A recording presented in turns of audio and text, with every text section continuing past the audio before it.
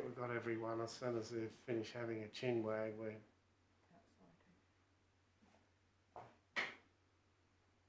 So I don't think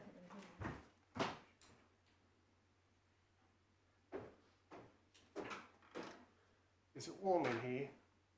Yes. it's all right. It will get.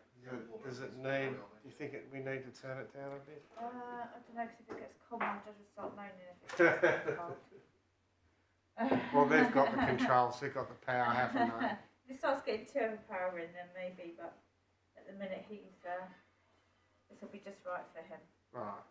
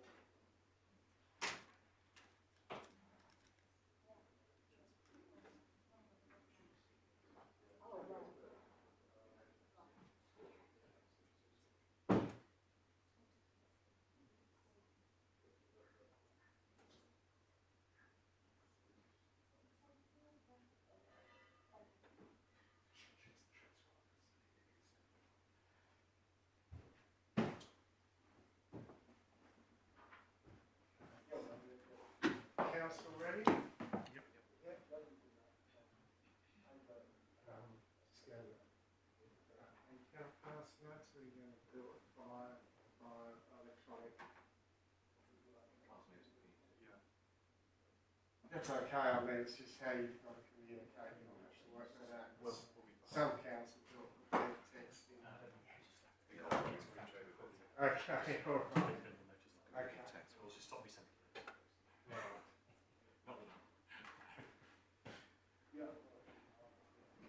So no documents at this stage will be emailed.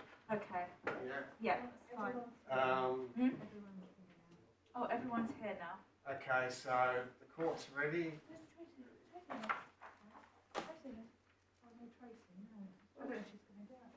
Oh, was she not seeing her, Judge?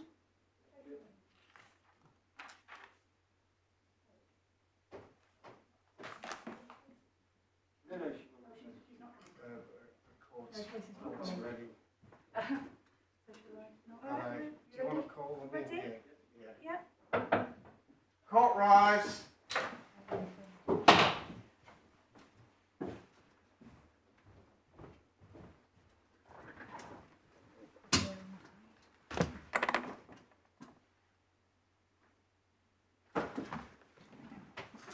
Appeal in the matter of BTI 2014 LLC and Pricewaterhousecooper's LLC and another. Yes, good morning, Mr. Salcedo. My lord, please you. I appear with my learned friends, Mr. Singler and Ms. Al-Rakabi, for PwC, the appellant and the defendant in the action.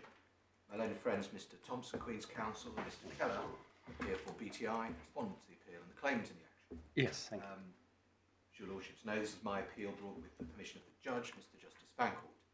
My lords, I just mentioned that I'm going to go at the fastest pace I feel I can. I feel somewhat short of time. My best estimate is that I could really do with a full day, because there are some quite long documents to go through. Yes. But my learned friend says, well, it should be equal time for two parties, so you've got to save time for your reply. So, my lord, what we've agreed is, I'll see how I can go in the morning, and we may raise with you either just before or just after lunch whether there's any prospect of sitting slightly late, or if we need to have some argument about how we do it. But, my lord, I just say that. Well, thank you. I mean, let's see how we go. And obviously, the principle must be roughly equal time for the two of you, and we've got 2-day time estimate. We certainly can't go beyond 2 days. But we do have the benefit of a transcript, so we don't have to scribble as hard as we might otherwise to take a note of what you're saying. Thank you, my lord. Just before I forget, will we need a break mid-morning for the transcriber, or can you... Transcribers normally No, I see a shake of the head, which is very... That's promising. That's so we can. Well, if you find you need one, of course you'll let us know. Thank you. So, my lord, the claimant wishes to bring a large and complex claim about certain events in 2008 and 2009. Yes. The very same events have already been the subject of a 32-day trial in 2016, in respect of which the claimants alone spent £18 million in costs. The reference for that is Bundle 3, Tab 42, page 706, paragraph 98. That's been followed by an appeal to this court, including my lord, Justice Henderson, and on to the Supreme Court, which has not yet heard the appeal. On all the points that are common to the claim against my clients, the claimants have lost, and no further appeal on those is outstanding. The claimants spent over £1 million responding to our application that was argued over 3 days before Mr. Justice Fancourt, which he described as eye-watering. That's at Bundle 1, Tab 8, page 135, paragraph 17, consequential judgment. So, my lords, if the claim is abusive, or if it has no real prospects of success, and we say that both apply, then the saving of resources from recognising that now will be massive. And my lords, when I say that these same events have been the subject of decision, it's perhaps worth being clear at this introductory stage what I mean by that. As your lordships know, a fundamental point about company accounts is that they're prepared by the directors and then examined and opined upon by the auditors before being presented to the shareholders. The auditor's role in relation to accounts is the limited one of providing an opinion on them. They do not prepare the accounts, they do not advise on the contents of the accounts. Auditors do not give such advice because they'd then be auditing their own work, which is not permitted by modern auditing standards. The accounts are thus prepared by one organ of the company, the board, for the benefit of another, the shareholders as a body. The auditors give an opinion on the accounts in the prescribed standard form for the benefit of the company and in particular the shareholders in that capacity. In the trial before Mrs. Justice Rose, the company, through its assignee, BTI, was suing each of the directors, all four of them, and the sole shareholder at the relevant time, Sequana. The board of Windward at the relevant times at first had 4 members, of whom 2 were senior directors of Sequana, and then those 2 became the only members of the board before the second order. So, my lords, the usual asymmetry of knowledge between different organs of the same company did not arise in this case. This was a non-trading group holding company, and whatever its board knew, or whatever its board may have intended, its shareholders knew and intended the same as well. And that was reflected in the fact that all the defendants were jointly represented at the trial. BTI, as the company's assignee, alleged that the provision made by the directors in the accounts for certain liabilities was understated, resulted in them paying out excessive dividends to the sole shareholder. The allegation was that this was done by way of a preconceived plan for the benefit of the shareholder and against the interests of the creditor, essentially BAT and members of its group. And it was and remains that creditor's interest which is represented by BTI, standing in the shoes of the company.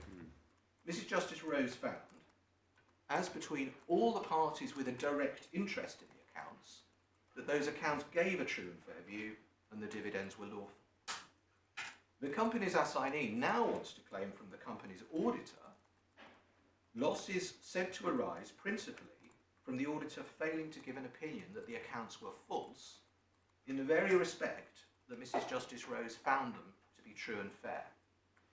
That is relitigation of a brazen kind. It would bring the administration of justice into disrepute if all the parties directly affected by the accounts are bound as against each other by a finding at full trial that they were correctly stated. If she decided the case the other way, you wouldn't be bound by that finding, would you? Well, we wouldn't You be could have a complete retrial.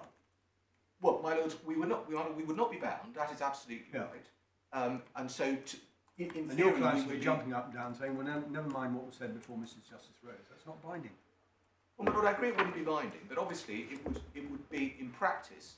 It would give the claimants a considerable leg up in showing that the provisions were not properly stated. if they'd succeeded in showing that the directors had not made proper I mean, estimates. it's to put it no higher, Mr. Salzedo, unfortunate that this case was not, that there wasn't consolidation in this case.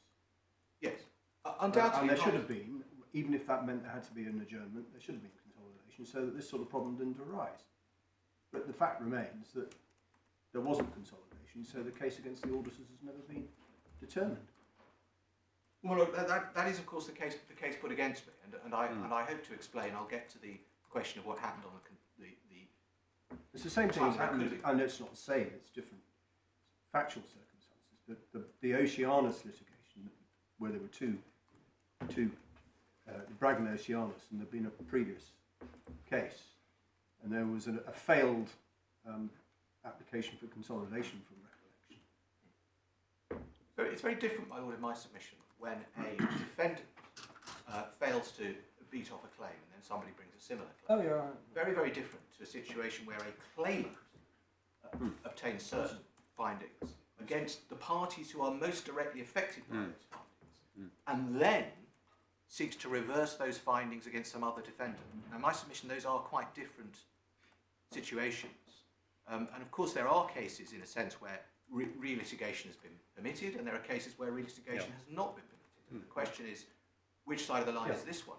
Yes, and of course the starting point, which is against you, is the absence of any res judicata and the absence of any issue estoppel. So the prima facie position is, well, it's if a plaintiff can sue, claimant can sue whoever it chooses to do so, subject to limitation. Absolutely, my lord, and of course that could be said in any abuse of process Indeed, case. indeed. The entire field of abuse of process is there to cover cases which are strictly within the rules and within statutory limitations. And except, of course, a recurrent theme in the authorities is the avoidance of people being vexed twice for the same thing, which is not the case here, because PwC hasn't been vexed once. No, well, the authorities are very clear that there are two different bases upon which a course of action may be an abuse. One is that it unfairly vexes the defendant twice, which is in this case, and the other is that it brings the administration of justice into disrepute, which is this case. Well, that is this case, and it's a high hurdle, but you yes, say it is, you... my lord, and obviously I have the burden of persuasion that the facts of this case do amount to that. And I say that it's not that difficult in circumstances where structurally similar cases have been decided, in particular Lang and Taylor-Walter, and also the Arts and Antiques decision. They're both actually structurally identical to this one. So it's not as if I'm asking this court to take some new and exotic step into the unknown in terms of abuse of process. I'm treading well-trodden ground in my submission. Of course, your lordship's right that I have to show it's an abuse, and I entirely accept that. And that's what I will endeavour to do. My lord, and that's abuse, and of course I also have a second string in terms of no real prospect, which they're closely related because it relates to the fact that the trial in this case was between the most relevant parties on the issues that I draw attention to, and on the issues which are roadblocks to the claim against my client. Do you still maintain them as logically separate grounds? In other words, even if we were against you on abuse, you would still seek to argue ground two, or is it perhaps more realistic to view the two as almost two sides of the same coin? My lord, I certainly do maintain them. They are, as I've said, they are related. Of course they're related. Yes. Because of this point that what I argue makes it abusive is the fact that the first trial was between the relevant and appropriate parties for those issues. And of course that is closely related to my argument. The prospects of another court finding the opposite are really very limited, because the best evidence will be the transcripts from the trial, the first trial. And those two points are related in that way. But if your lordships are against me on abuse, then I'm perfectly entitled in my submission to rely on the lack of... Logically, you must be right. They are separate grounds, but I can see there might be certain practical difficulties. Because one of the bases on which we're invited to find that it wasn't abusive is effectively what the judge decided, which is that the issues raised by this case are broader than the ones that were determined by her ladyship 4 years ago, whatever it was. And therefore there will be need for evidence in broader areas, if I can put it that And if we were to decide there wasn't an abuse of process, we are very much at an early stage of litigation where all we've got is a pleading. There's no defence yet. So, one does think to oneself, well, could this court really decide at this interlocutory stage that you had, as it were, a complete knockout answer to the whole claim? My Lord, obviously I'm going to make the submissions on that. But I also say your Lordships don't have to consider this as a matter of all or nothing.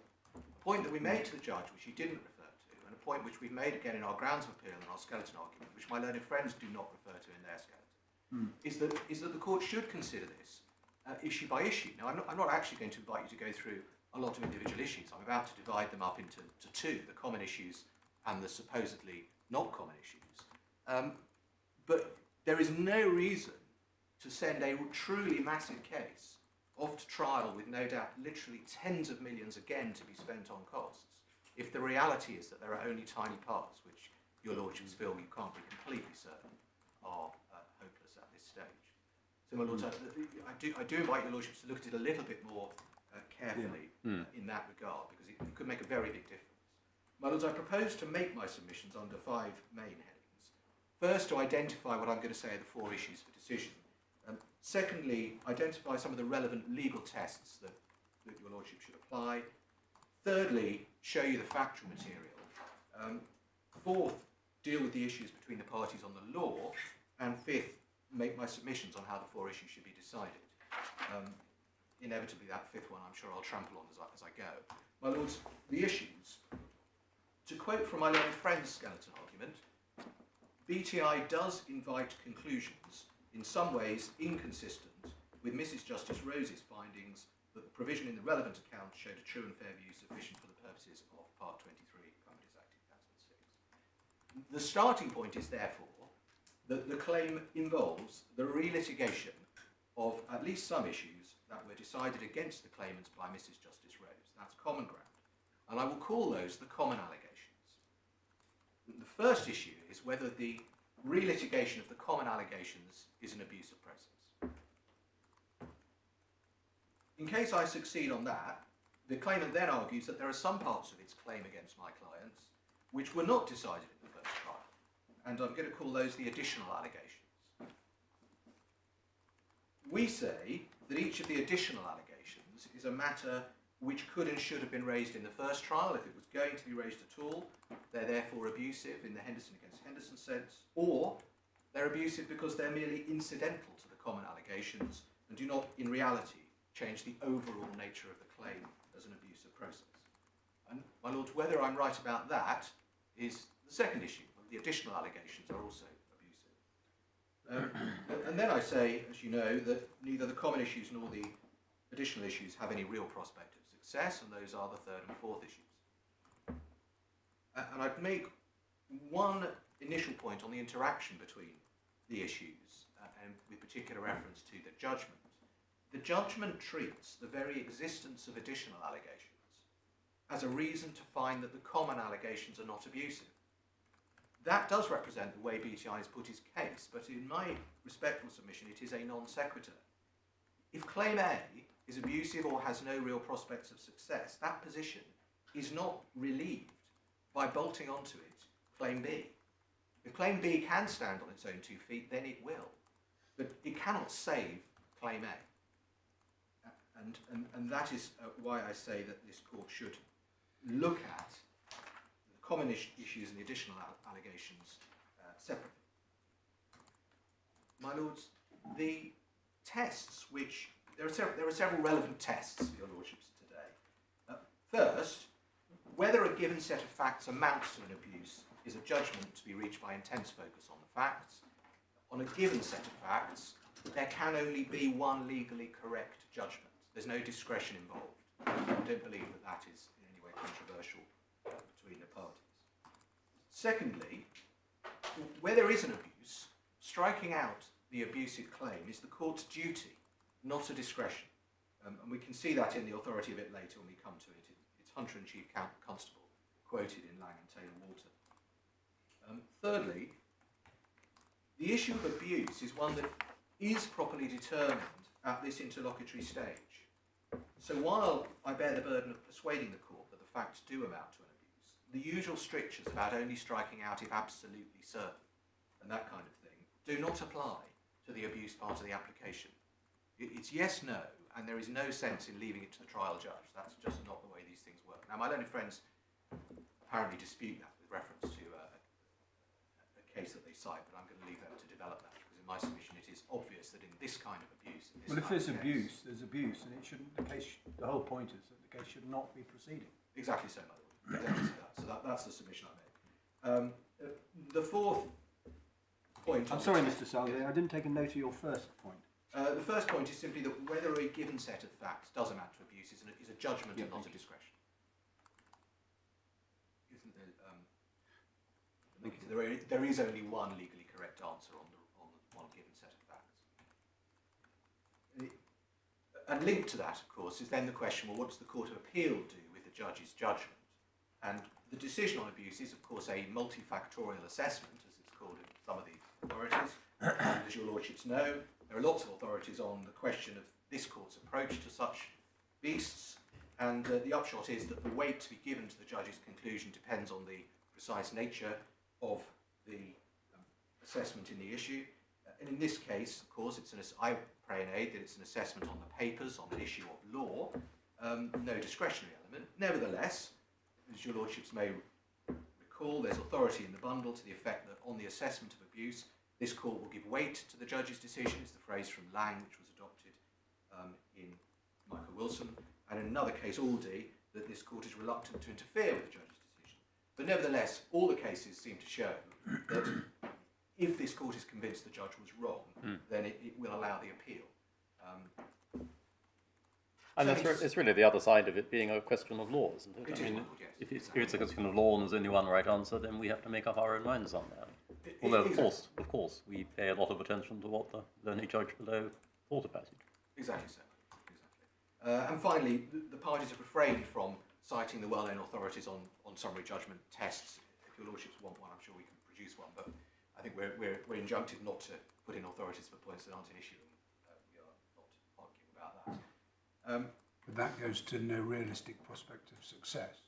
Exactly so, my lord. Because none of your first 4 points do. Those all go to the abuse point, where different considerations might apply.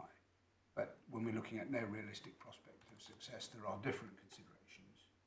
And one of them, of course, is you mustn't have a mini-trial.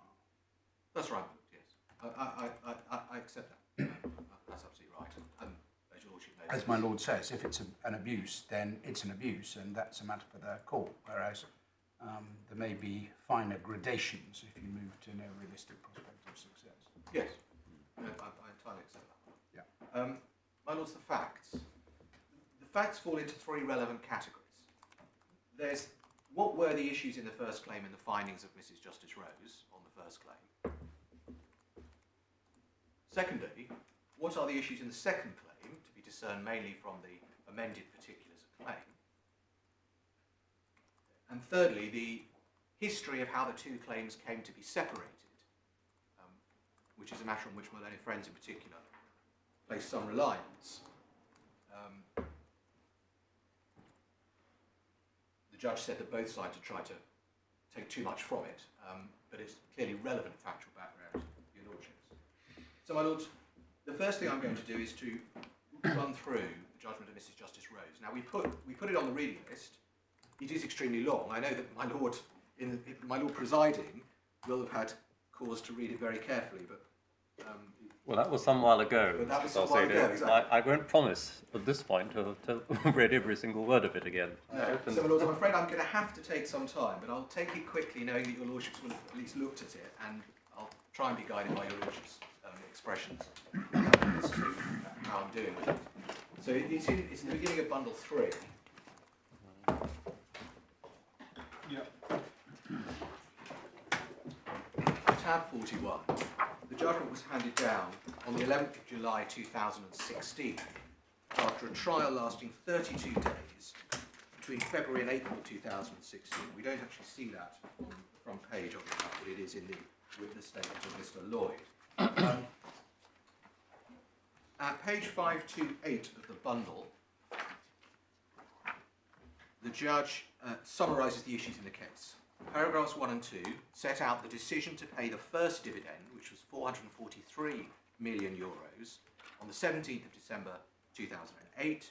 Paragraph 3, the second dividend, which was 135 million euros, on the 18th of May 2009. So they're large sums of money, the first one much larger than the second. The 4 directors are named in paragraph 1. They were all defendants, as I've mentioned, and they all gave evidence. Paragraph 4 identifies the legal issues raised by BTI's claim, and they were first and foremost that the accounts were incorrect and did not give a true and fair picture of the company's finances. In addition, the decision to pay was a breach of the director's fiduciary duties, and it contravened section 423. Paragraph 5 summarises that the underlying liabilities related to the clean-up of the Lower Fox River. Paragraph 6 is the heart of the claim before Mrs. Justice Rose and the heart of the claim before against Pricewaterhousecooper. You can see in paragraph 6 that the claimant asserted that the provision was inadequate and the director should have taken more account of the possibility that even if it was a best estimate, the estimate could turn out to be wrong, and that the large reduction in capital was approved before the payment of the first dividend, which was unlawful.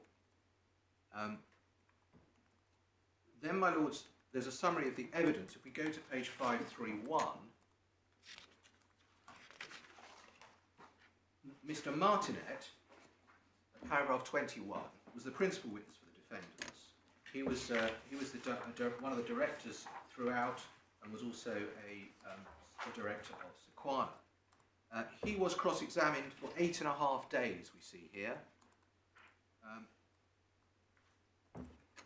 His evidence at the end of this paragraph is accepted as both truthful and helpful.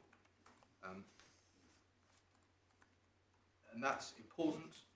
Mr. Courtiot was also director throughout and also had senior officerships in the Sequana group. He was also an honest witness, but in the end it was Mr. Martinet that dealt principally with the Fox River provision. And then on the next page, Mr. Well, the judge found in the end that there was no basis for criticising any of the claimant's witnesses. Yes. And indeed the claimants had really eschewed doing so by the end of the... I'm not sure whether she went as far as to say that the claimants had eschewed any criticism. Well, she said 31 at the end of the trial. The claimants did not submit to me. I should treat any of the evidence of any of the defence witnesses as unreliable or Yes. untruthful. That's what I had. No, I see that, my lord, yes. So, my lord, yes. But nevertheless, and importantly, they were cross-examined at great length by very experienced leading counsel. Yeah. And they clearly supported that. Mr. Mountford and Mr. Newell, on page 532, were the other 2 directors at the time of the first dividend. They were both qualified accountants. They both gave honest evidence. On page 533, Mr. Thomas was the individual accountant who had prepared the accounts, and he also gave entirely truthful evidence about the spreadsheets that were used to calculate the provision. Then there were the circular experts who prepared 3 reports plus a joint report, and in paragraph 35, Mrs. Justice Rose said that they had wide-ranging and profound knowledge of this complex area of US law, and she found their evidence invaluable in getting to grips with many unfamiliar concepts.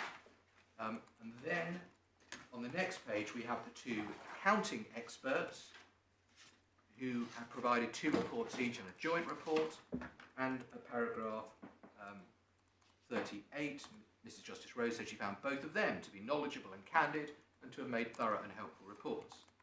She noted at paragraph 40 that Mr. Gower was missing, and you can see at paragraph 43 on page 535 that it seemed, if one reads that in fact the claimants could have called Mr. Gower had they chosen to do so. Seems to be the reality of the matter. Neither Mr. Lloyd and his evidence nor my learned friends have suggested that there's any proposal to call Mr. Gower in any further trial. You can see that Mrs. Justice Rose then comments on the absence of 2 other individuals, Mr. Tauscher and Mr. Bates. The absence of any witness from PwC was not significant enough to warrant a mention at all. And then you just see the heading at the foot of 535, circular, and Mrs. Justice Rose then explains about circular in detail through to page 539. On page 540, we get to the application for circular to the Lower Fox River, and I need to draw attention to paragraph 66, which explains what OU1 is. OU stands for operable unit, and the river is divided into 5 OUs, and in the last 4 lines of paragraph 66, you see that the direct discharges into the river, for which AWA might ultimately be responsible, were downstream of OU1, and that's why OU1 becomes a sort of separate question, whether they might have to pay something for OU1. They could only have been liable for OU1, which was upstream from the facilities, which were their facilities, on some sort of a ranger liability basis. Exactly so, my lord, yes, your lordship has it. And the subsequent decisions suggested that US court decisions suggested a favourable conclusion, which may or may not come about in the end. Yes. And that was the position. Exactly, your lordship's absolutely right, and Bellington Northern is the name of the key decision that's discussed. Burlington Northern, was it called, something like that? Bellington Northern, yes. Your lordship's right. The judge then set out the detailed history of the Fox River issues, and that takes us on to page 551,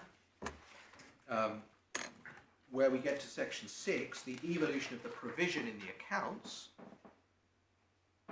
and there's a lot of detail about exactly how the provision was put together. It's not a sort of short, it's not a finger in the air, put it like that. A lot of detail. Paragraph, if we go to page 553, paragraph 119 is relevant. And what the judge sets out there is that, subject to the provision being made, it was entirely proper to seek to reduce the intercompany receivable, and in that way reduce the assets of the company and pay off and pay the dividend to the parent company in order to repay the receivable. Sorry, this is 119. 119, paragraph 119, where the judge explains that, starting 5 lines down, all the defendant's witnesses and accounting experts recognise that, generally speaking, it's not satisfactory to maintain in place such a substantial intercompany receivable between a parent and a wholly owned non-trading subsidiary. Other things being equal, it would be entirely proper and desirable for the intercompany receivable to be removed. It was also recognised by all of them that a way of removing the receivable and generally tidying up the corporate position would be to carry out the exercise that was carried out in this case, that is, make a sizable reduction in capital, declare a dividend in favour of the company, and set that off against the receivable. And obviously there's then the question of what assets are needed in the company and the Fox River liability, which had to remain, which is dealt with then in the second half of that. And then, following that paragraph, paragraphs 120 through to 148, there is a lot of detail on the way in which the provision itself developed from 2005 to 2008. And in all of that detail, through those paragraphs, there's no mention of PwC, which is consistent with the overarching principle that it was the director's provision. PwC either accepted it on an audit or didn't. We need to just pause on, as I go through those detailed paragraphs, if I may, at page 554, paragraph 122, to refer to the 60% assumption, which is relevant to my application.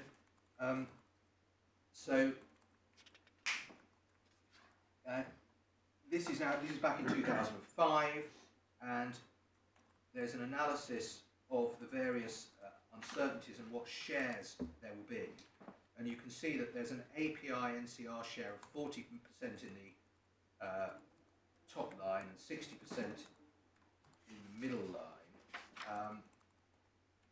And those are both part of it. And then at paragraph 123, that's unpacked, and you can see at B, the 40 and 60% figures with a range of estimates for NCR API's share of the total.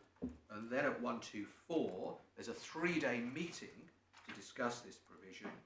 And at 125, Mr. Martinet emerged with a clear perception of 60% as the most likely figure for the share that NCR API would have to bear. And at 126, an explanation of the derivation of the 60% figure.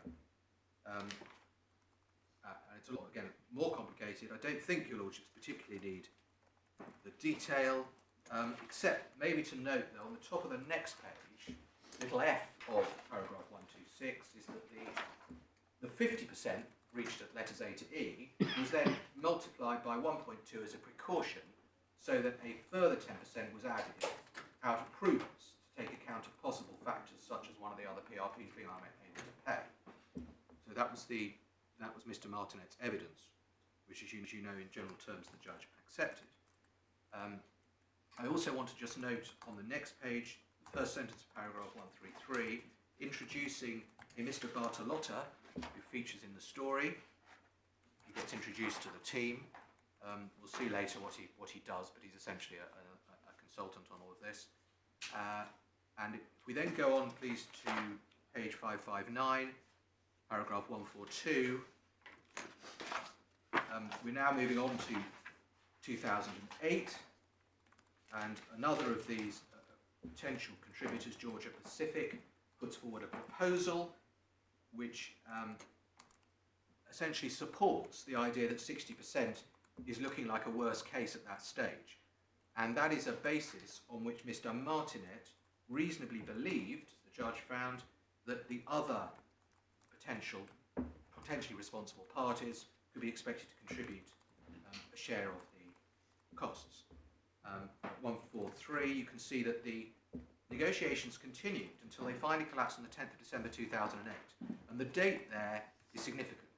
And just to make clear why I say it's significant, the negotiations were still continuing when the 2007 accounts were signed, but they had collapsed by the time of the capital reduction. They collapsed just a few days before the capital reduction and the first dividend. Then, my lords, on the next page, paragraph 148 makes a significant point in the background to understanding all this, which is that Mr. Martinet's view was that leaving a high provision could be effectively self-fulfilling by signalling to the outside world that the company had deep pockets. And whether that was right or not, that was what he thought. Mrs. Justice Rose was aware of it and took account of it in relation to the director's actions. Well, in context of dealings with United States government, it's a perfectly understandable concern. Yes. Yes, exactly. And that's the view. Because looking for deep pockets is part of what they do. Yes. Yes, exactly, and that's the point being made. But it's quite useful to be reminded of some of these points, I think, to just understand how they got to where they got to. At least I hope it's useful. I mean, it's not. This sort of pollution, environmental pollution, is not the first area where, certainly speaking for myself, I've encountered the United States authorities looking for deep pockets when he has to think about asbestosis. Yeah. No, exactly so, my lord. Exactly so. So that's the point that's being made there. And Mrs. Justice Rose then goes to a detailed consideration of the September memo, which also features in the case against PricewaterhouseCoopers. And at page 563, paragraph 158, the judge says she accepts Mr. Martinet's evidence that the purpose of the September memo was to start a process by which there would be a thorough reassessment of the Fox River liability, so that a decision could then be made in the light of that as to what should be done. There was no decision taken by him or Sequana at this stage to eliminate the reserve in AWA's accounts, regardless of what the reassessment revealed. And just to be clear, September was 2008. And it's important because that's accepted on the basis of Mr. Martinet's evidence. That was the position in September 2008. And then the next page 164, the judge concluded, on the basis of a lot of material gone above, the last line of para 164, that the directors were entitled to investigate the position to see if some of the receivable could properly be released. I've shown you some of the key points of that, but certainly not all of it. There are some references to PwC in paragraphs 165 and 166, but they are not relevant because it is now accepted by BTI that PwC in the end gave no advice about which they complain other than the audit reports. I'll show you what they do say about it in the particulars of claim shortly. Then at paragraph 169 on page 566, on the 28th of October 2008, the board met to approve the 2007 final accounts, which showed a provision of 59.3 million euros, and the intercompany receivable was 569 million euros. And the judge sets out that was based on the 60% share and a certain figure for NRD costs, which are specific costs that aren't part of the 60% share. What's quite important here is that paragraph 170 is the approval of the 2017 final accounts on the 28th of October. Then on paragraph 171, the judge says, on the 2nd of November 2008, Mr. Gower sent Mr. Martinet some new modelling following the New York meeting. These were figures that PCC had sent to Mr. Gower on the 29th of October. And what then happens is that over several pages, Mrs. Justice Rose sets out the development of those new models towards a completely new provision. And this is very important for present purposes because these show that as a matter of fact, there was no connection between the provision in the 2007 accounts and the provisions that were later arrived at. The only thing they had in common, they had one thing in common, which is that the 60% assumption remained the same figure. Everything else was recalculated from the ground up, as these pages show.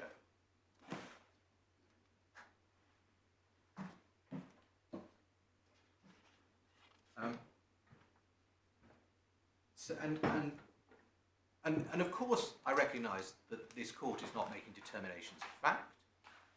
And if my learned friend was going to point to some specific thing which was different to that, then he would do so. But nothing has been pointed to. And these paragraphs of the judgment make it absolutely clear that as a matter of fact, there is no connection between the provision in the 2007 accounts and the provision that was calculated later. Sorry, you said from paragraph 171 to which? It goes along to... I may not have... no, I think I haven't said up until where, but from there, the section goes on to paragraph 186. Yeah, okay.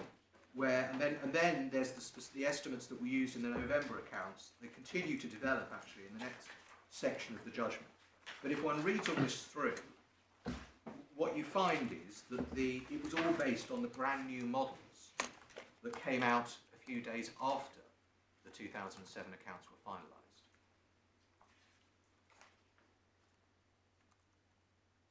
And I want to stop just briefly, if I may, at the bottom of page 569, the end of this first section, paragraph 185. Mrs. Justice Rose describes the way that Mr. Bartolotti was acting as a sort of, almost really as a sort of first round or anticipatory auditor, checking the numbers, asking questions. And you can see in the fourth line of paragraph 185 that he said he tried to put himself in the role of auditor. And he challenged a move that had been made up in paragraph 185 for the figure away from the 60% share that had been used until then. There had been an attempt to lower it. Mr. Bartolotti challenged that. He didn't accept the reasons were valid. And the upshot of paragraph 186 was that a fourth scenario was introduced in which 60% was used. So, my lords, the only point that remained the same between the two provisions, the 60%, even that was actually reintroduced, not in reliance on the 2007 accounts, but as a result of Mr. Bartolotti saying that 60% would be the right figure to use going forward, or at least one of the right figures to include going forward. My lords, we then have the story of the of the production of the interim accounts at the end of 2008, and that's described in particular on page 577, paragraphs 210 and 211, and at paragraph 210 you can see that the judge says expressly that those interim accounts, which were prepared by Mr. Thomas, the accountant, for the purpose of the capital reduction, was derived, had a provision in it which was derived from the estimates that PCC had sent on the 20th of November, PCC being an external consultant. So which paragraph, sir? 210 on the top of page 577. Okay. And indeed at 211, the judge made explicitly the point that I'm seeking to make, that the treatment for, sorry, this is in relation to NRDs as well as the overall provision. So in relation to the NRDs, that treatment had changed since the final accounts, and you can see that the model used for the later accounts was based on a different, a newly calculated NRD assumption. We then go on to 581. After the decision on the first dividend, based on the interim accounts, November 2008, you see at 228, sorry, the provision on the first dividend was based on the December interim accounts, which was to all intents and purposes the same as the November interim accounts that have been used for the capital reduction. That's just background. And then developments after that on page 581. You can see if we that under that heading, paragraph 230, after that first dividend, there were various developments, some pointing to a lower of liability, some pointing to an increase in the liability. And we then have detailed consideration of the effect of the Burlington Northern decision. That's on page 582, starting at paragraph 232, and it goes on for 2 full pages to the top of page 584. The judge then considers the other developments, and she considers all the points that have been raised by both sides that pointed in both directions about which way the provision should have moved in the first half of 2009. And the points that she goes through, the ones that were the claimant's points, they all remain prominent in the case now made against PwC. They're all traversed here by Mrs. Justice Rose. At page 588, in the course of that, she refers to a report from Aon, another external consultant to the board, summarises it, and I just draw attention in particular to, there's obviously lots of detailed material here about why the provision might be X or Y, but on page 589, paragraph 255, the judge notes that Aon concluded that it was virtually certain, and that's a phrase that's going to come back, that AWA will receive indemnities from the carriers. So that's the other PRPs. At 589 and the following page, Mrs. Justice Rose goes through the evolution of the provision from December 2008 to May 2009, as you can see in the heading there, and that includes the reaction to the Burlington Northern decision in great detail. You can see that beginning on page 591 and going on for several pages. So it was hotly contested what the reaction was, what the reaction should have been, and she went through all of that. And then at page 596, there's a reference at the bottom of the page to PwC. And I only mention this, my lords, because if your lordships have read Mr. Lloyd's witness statement, I think only part of it was on the reading list. If your lordship have read it, your lordship may have got the impression that PwC literally did their audit in less than 1 day, and that impression is not the truth of the situation. You can see here they started their audit work. So which paragraph are we? It's at the very foot of page 596, paragraph 283. And that's the only reason I mention it.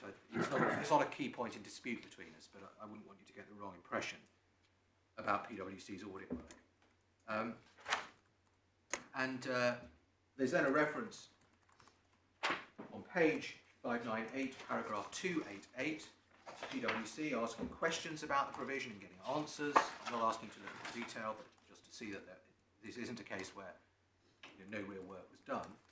289 refers to an error in the spreadsheet, and that's one of the points that my learned friends now call the modelling errors.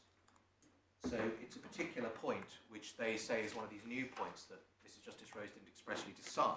She was, however, aware of it, and she refers to it there at 289. And then at 291, she sets out the emphasis of matter paragraph, which PwC included in their report on the 2008 accounts. My lords, the emphasis of matter paragraph is of some significance. PwC, your lordship see it at the foot of page 599. Maybe I just invite your lordship just to read that if it's not in front of your mind. What, under the heading emphasis? Under the heading emphasis of Yes. matter, yes. Thank you.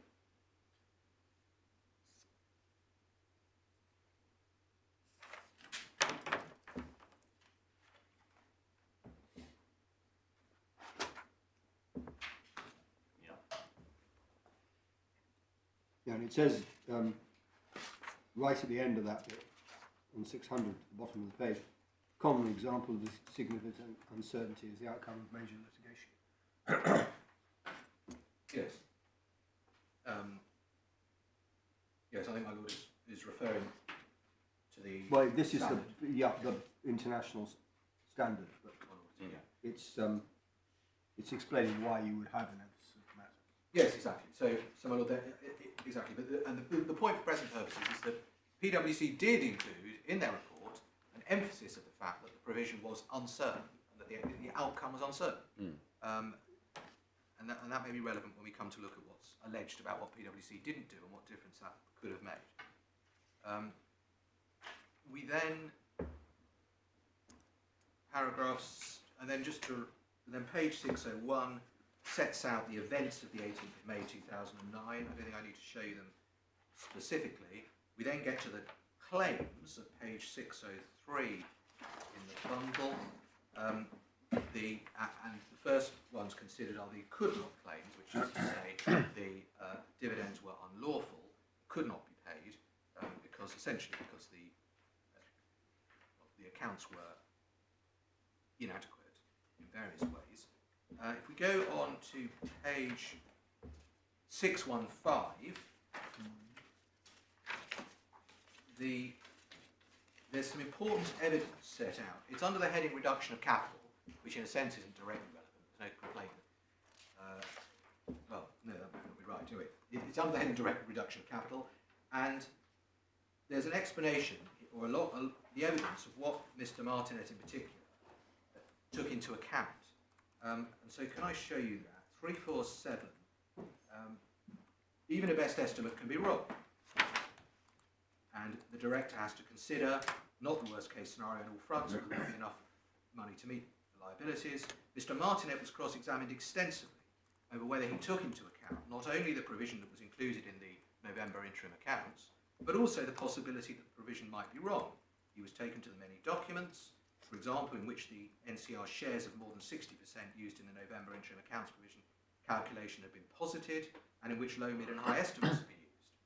Mr. Martinet pointed out that as far as he was aware, the 60% share already had a margin built in it for error. See the explanation above.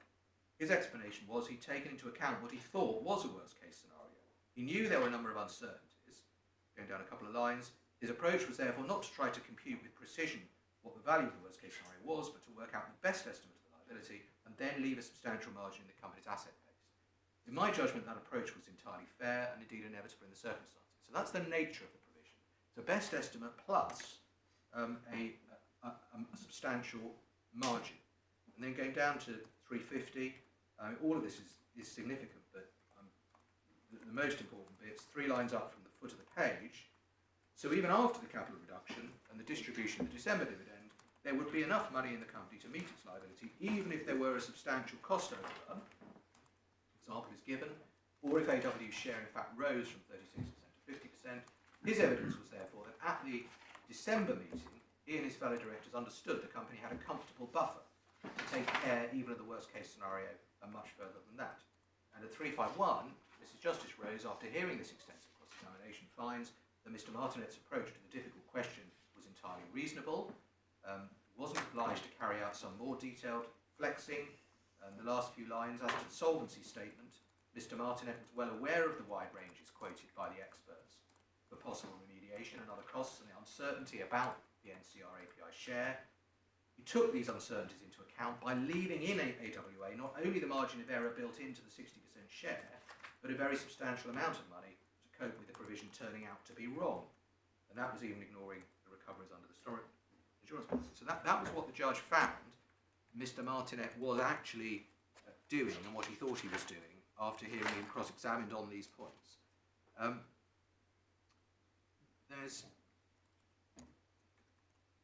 Then if we go please to 617, there's a section on the state of mind of Mr. Mountford and Newell, and you can see at 619, at paragraph 363, that they also thought there was a buffer. And we then come just above paragraph 365 to the heading, the adequacy of the provision in the accounts. And 365 is an important paragraph. So it was alleged by the claimants that the provision was inadequate. And that's another reason why it said the accounts didn't justify dividends. The claimant's case changed significantly during the course of trial. It was initially alleged the provision should have been based, at least in December, on the possibility of a 100% share. That was supported by Mr. Kirsch, he's the circular expert, opinion, relying on the Whiting CMO. Claimants submit the decision embodied in that order, CMO being case management order, shows that Judge Greisbach thought that knowledge was going to be a very important equitable factor that might override all others. However, after the close of evidence from the factual witnesses, the claimants accepted that the figure of 60% used for NCR API's share in the provision for the purposes of the capital reduction in the December dividend was a reasonable best estimate. However, they maintained their challenge to the share used in the 2008 final accounts used to justify the May dividend, which, as she records, had then been reduced to 38%. My lords, so the importance of this is that BTI now prays in aid against me. Mrs. Justice Rose never decided that the 60%, whether it was adequate or inadequate. My lord, in my submission, there can be no clearer, more clearly abusive approach to this court than to say that. The relevant persons gave evidence, were cross-examined, and after hearing it, with full advice, they don't claim they were labouring under any kind of disadvantage. They decided it wasn't a point they could take. And they now say, it hasn't been decided, so we can take it against somebody else. So in my submission, that is an abusive approach. And you see it there. But you sort of follow that through, in a sense. I mean, what's being said is that the auditors ought to have queried the 60% figure more than they did. So, what should they have done, as it were, notionally? They should hypothetically have gone through this entire exercise of cross-examining the directors of the company about why they arrived at this 60% figure. At the end of the day, so claimants now say, well, if you've gone through that exercise, you auditors have gone through that exercise, you should have reached the conclusion that 60% was not a reasonable best estimate. To which the answer is, well, you went through that entire exercise at a 32-day trial, at the end of which you conceded that it was a reasonable best estimate. Exactly, my lord. And one of the reasons this is so extreme... But one of the things that occurred to me, I'm sorry, I keep interrupting and I'll try and shut up, but one of the things that's occurred to me during the course of reading in for this case is whether there may be a halfway house in the sense that there may be certain of the allegations that are made against you which are abusive because they've already been decided or it shouldn't be open to the claimants to run them again, but there may be others which aren't. I mean, this seems to me to be one which at least arguably is on, as it were, your side of the line. Yes, well, Lord, as I hope I've made clear, I do invite the court to consider each important aspect from both the perspectives of abuse and real prospects of success. And it is my submission that if you're not with me on each one of them being abusive, then you should certainly consider whether there are significant parts of this claim that should be stopped, because it will make a very big difference in the end to the amount of resources it consumes. And my lord, I wanted to comment on what your lordship was putting to me about yes, going through the process of cross-examination. The extreme of this is that what my learned friends have to say against me is that any reasonable auditor would have reached the conclusion that the 60% was unacceptable. And to say that in circumstances where, after disclosure, expert evidence and cross-examination, the judge reached the opposite conclusion is really a very extreme position indeed. Well, not just the judge reached the opposite conclusion, but the claimants conceded it. Your lordship's right, yes, in this case, that they didn't even feel able to put it to her with a straight face. But I mean, it's perfectly clear, isn't it, that if they hadn't made that concession, the judge would have decided that it was a reasonable best estimate. Yes, well, we know that a few months later she accepted the 38%, so the chances, it's clear that they wouldn't have succeeded on the 60%. They were obviously right about that.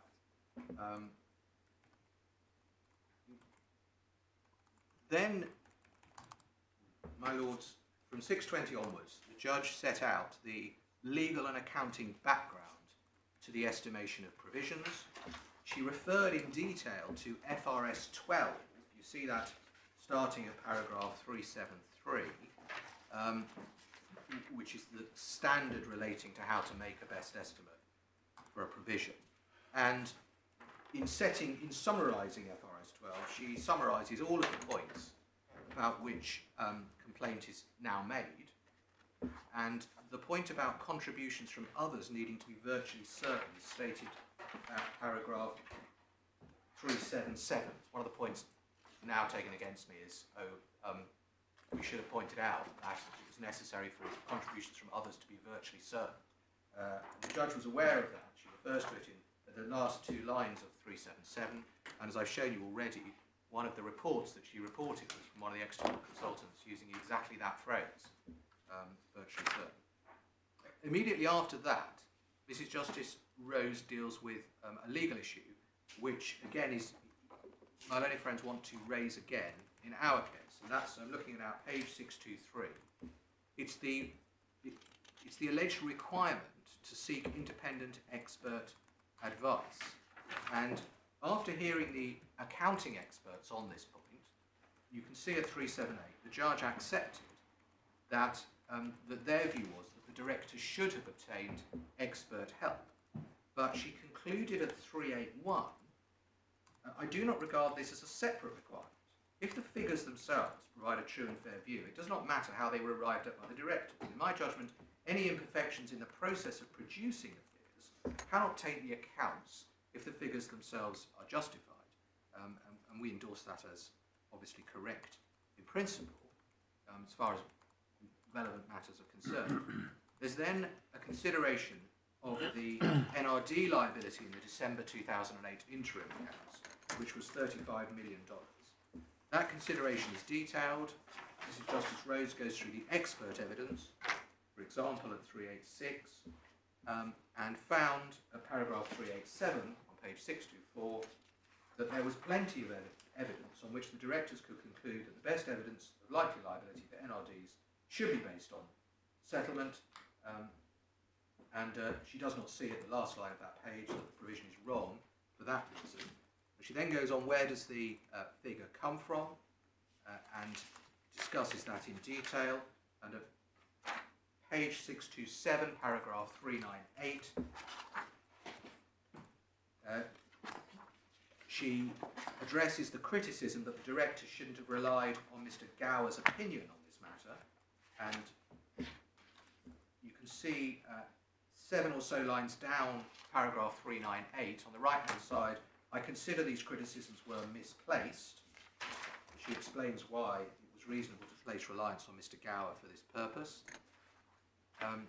At paragraph 400 on page 628, the judge concluded that the 35 million figure for NRDs was the best estimate of all those involved, calculating the provision on the basis of a likely settlement figure that would ultimately be negotiated.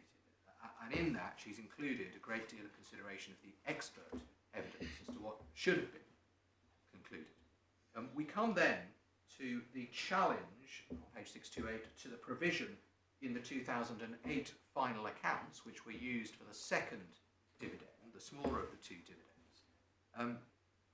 And you can see that she says, paragraph 402, that the reduction in the NCR API share from 60% to 38% was one of the most contentious issues in the proceedings. The detailed assessment of that issue then fills 7 pages of the judgment, again including a lot of assessment of the oral evidence, particularly of Mr. Martinet, of how he reached the view that that was the right provision. It also includes assessment of the circular expert evidence, and it includes in particular a section which traverses each of the individual points raised by BTI. And all of this long section is essentially material that BTI wants to rerun in another trial without Mr. Martinet or the company. Sorry, I shouldn't say all the company, obviously BTI is tiny.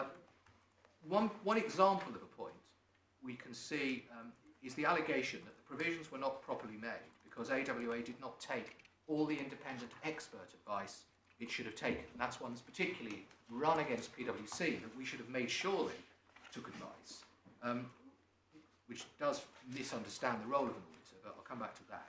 But as well as the overarching point, I think I've shown you at paragraph 318, that it makes no difference in the end. If the provisions are right, it can't matter. We can see that the allegation is also dealt with on the facts. For example, at paragraph 407,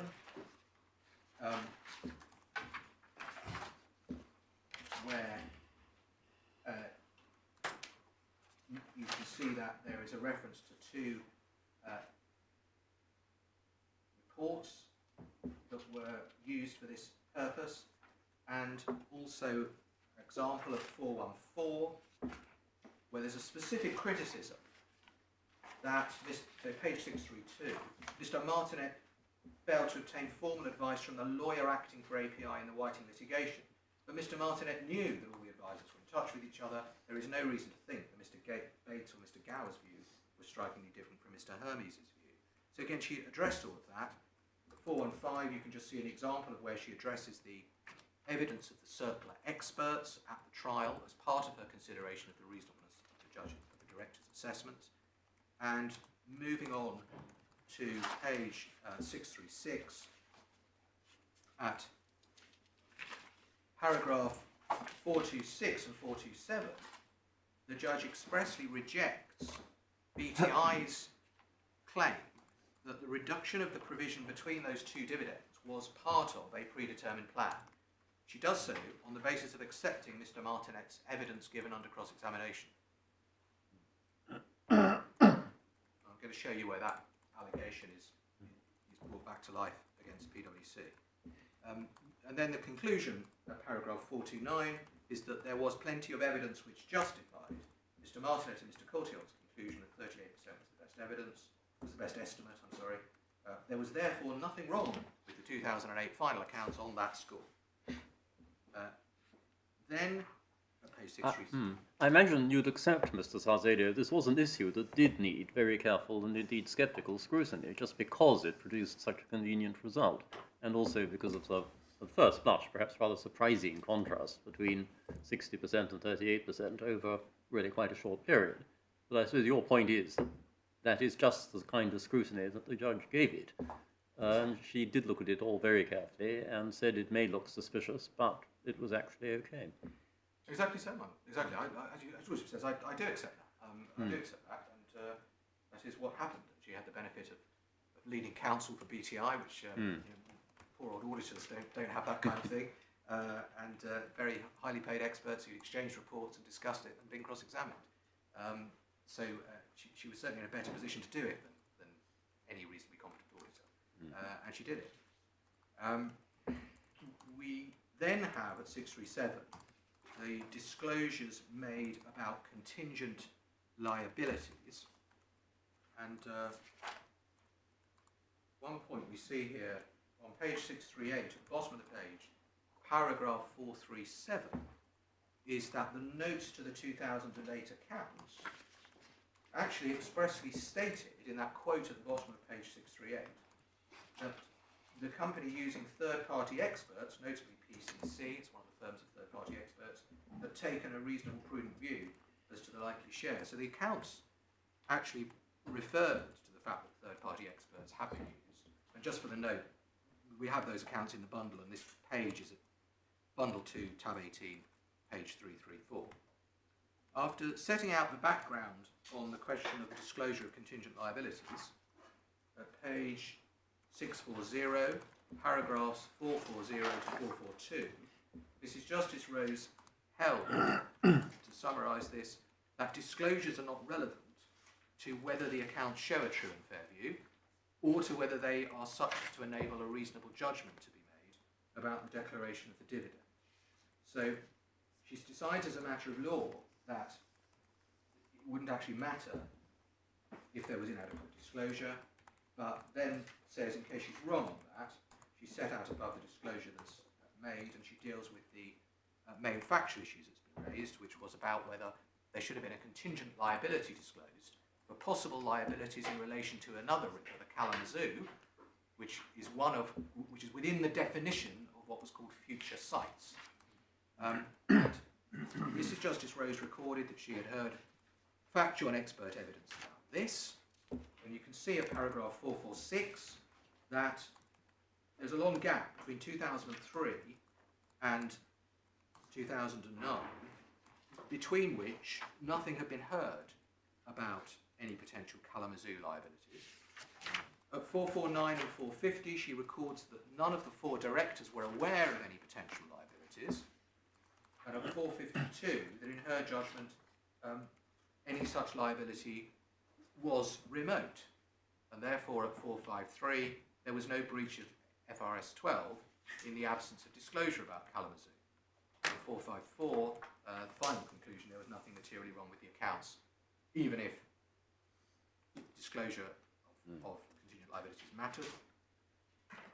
Next section of the judgment. So any, as it were, criticism of the auditors involves the argument, does it, that they should have questioned the directors more closely than they did as to whether or not this was, and investigated whether this liability was indeed a remote liability. Well, it's hard to see how And it if they'd arises. done that, they would have reached the conclusion that it wasn't a remote liability, Well, it must be that one. I think what's said is... which is contrary to what the judge decided. Yes. If they looked in all the documents, they'd have found that future sites existed. And they should have asked questions about future sites. They might have found out Kalamazoo was one of them, and they ought to have reached the conclusion that it wasn't remote. But given that nobody in the company had heard anything about Kalamazoo for 6 years, and the rest of the material set out by the judge, that is simply re-arguing the point, but without the benefit of the directors there, to explain what their actual state of knowledge was. But the auditors would say, I mean, part of your defence, just sort of thinking it through as to how audits work, is, well, we would have asked the directors about all of this.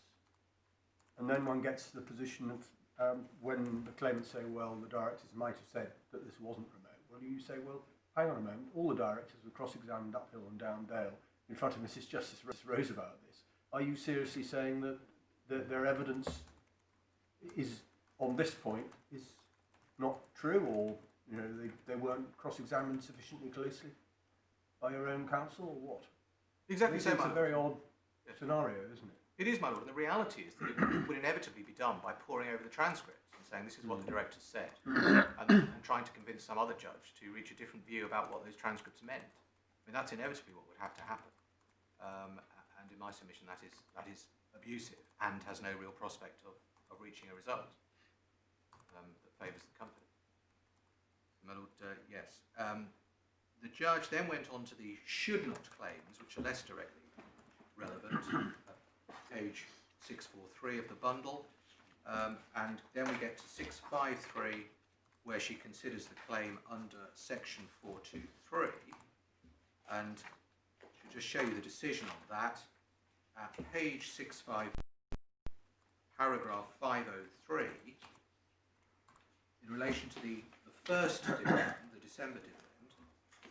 She's fully satisfied that the directors did not have the section 423 purpose. At that stage, there was no settled intention to sell AWA out of the group, and there was no reason to think they would be able to do that, and no intention to declare a further dividend come what may. So at that stage, there was no Section 43 purpose.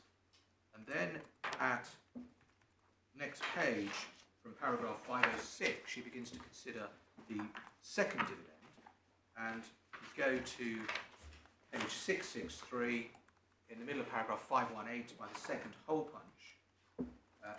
AWA received advice, and as I have held properly took the view that the best estimate of its liability under indemnity was $143 million, covered by the Maris policy, but Mr. Martinet and Mr. Courtier were well aware of the great uncertainties that existed over the ultimate level of remediation and LD costs.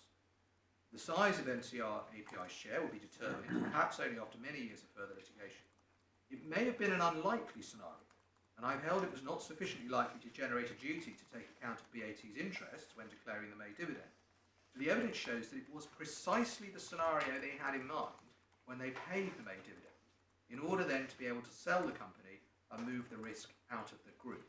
The transaction was undertaken with the intention of putting assets beyond the reach of BAT in the event that the Maris policy and the other insurance policies were not enough to meet the indemnity claims, and that prejudiced BAT because the new owners of AWA would not have any other funds. So in other words, that's the basis on which BAT and BTI did receive some relief in the trial, was that the Section 423 purpose was satisfied in relation to the second dividend, which was paid precisely in case the best estimate provision turned out to be inadequate, to try to insulate Sequana from the effects of that. Well, that is what I wanted to show you in the judgment of Mrs. Justice Rose. A much more modest selection, if I may, from the judgment of the Court of Appeal from her, which seems to be in tab 43A. I hope my lords have a 43A. Yep. Yes. Page 715.1, and paragraph 19 on page 715.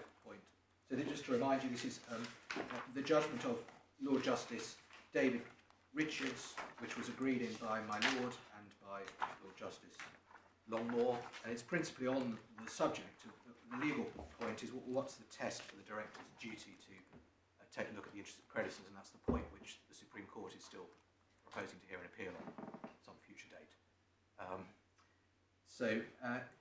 I thought they might have already heard it, but I may be wrong about that. It had been listed for a hearing just at the start of the pandemic crisis, and it got delayed. I see. Yes. And Mr. Thompson will know better than I do whether there's actually... I thought it had been heard, but maybe I'm wrong. Yes. No, it's to be heard in the beginning of May 2020. Oh, not so. Oh, then. goodness. Oh, gosh. Yep. Thank you.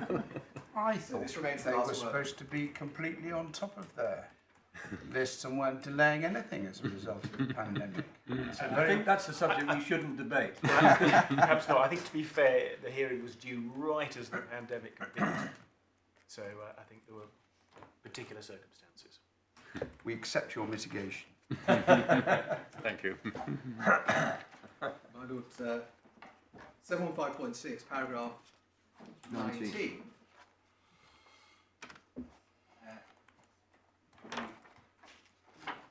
The Court of Appeal note that the question whether the accounts complied with statutory provisions, accounting standards, whether the dividend was lawful, depended critically on the elimination of provision, and was a subject of sustained challenge at trial. And the point here is that that aspect was not challenged on appeal. And as I understand it, I'm sure I'll be corrected if I get this wrong, there was permission to appeal, but sort of at the very last minute, just before the appeal was heard orally, BTI decided not to pursue their appeal on that point. I think my learned friends say something about this being something to do with worrying about Sequana's financial position, but that, my lord, I would invite your lordships, if they do say it, to take with a pinch of salt. I see my friend looking critical, so maybe I've got it wrong, but... I shan't interrupt. I'll deal with it when my time comes. We then go to, please, to paragraph 24 on page 715.7, references to all the various challenge and the challenge in relation to FRS 12,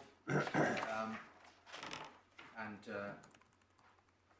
the rule against paying dividends out of capital. Going over to the top of the next page, but the point is of general importance in this case, paragraph 27, is that the December and May dividends were held by the judge to have been paid in compliance with those rules, and no appeal has been brought against those findings. So that was the basis on which the Court of Appeal was asked to decide the questions about directors' duties. And it was something that Lord Justice David Richards felt it right to set out. And then going on, please, to page 715.27, paragraph 106, just a useful reminder that the provisions themselves were the director's provisions. They're not the auditor's provisions. Probably made that point enough. Then go on, please, to the next page, paragraph 114, at the foot of page spot 28. Again, the basis on which the director's duties were considered was that it was the proper estimate of the liability, but it was understood by all concerned that it could prove to be too low, and the Court of Appeal on the next paragraph, 115, set out PwC's emphasis of matter on that subject and explain what it meant by reference to the auditing standard, and then refer to the fact that the provision depended on a large number of moving parts, and as all appreciated, adverse changes might result from what happened afterwards. And then finally, in this document, if my lords would look at page spot 58, and these are paragraphs 227 and 228, and these are of some significance in relation to the reference to going concern against PwC. So these paragraphs, I submit, are a necessary part of the reasoning of the Court of Appeal. And what they say is, Mr. Thompson advanced an alternative case. If the trigger was doubtful solvency, it was satisfied on the findings of fact made by the judge. In May 2009, AWA was in jeopardy of insolvency and close to insolvency. There were great uncertainties about the extent of its indemnity liabilities, as the auditor's emphasis of matter demonstrated. Trial of a preliminary issue that could have a significantly adverse effect was fixed in the US, and the May dividend was at least in part motivated by a desire to insulate Sequana against those possibilities. None of this, however, can, in my judgment, amount to a finding that at the time of, as a result of the May dividend, AWA was insolvent or likely to become insolvent.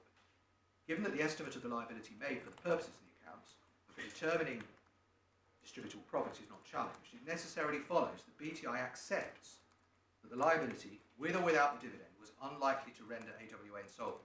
In truth, this alternative submission is simply a repetition of BTI's main case that insolvency was a real, not a remote risk. And, my lords, if one doesn't go behind that, then it is impossible to see how it can be said to be inappropriate to prepare the accounts on a going concern basis. My lords, that's what I'm afraid I felt I really needed to show you on the first claim. And my second subheading on the facts is the second claim, mainly the particulars of claim. And I'm going to show you a very small extract from Mr. Lloyd's statement. The particulars of claim are in bundle 1.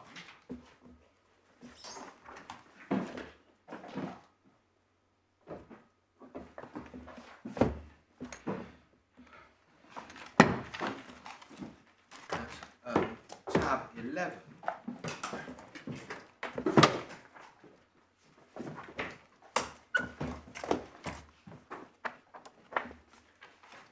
They run to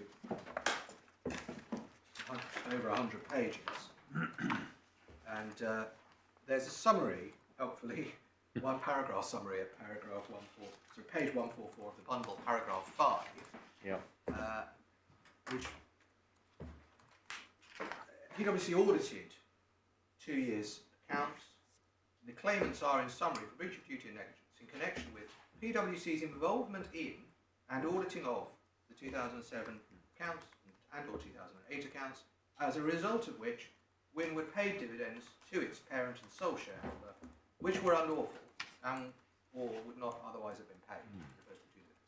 My lords, so one thing this makes crystal clear is that the claim is about alleged breaches of duty which led to the 2 dividends being paid.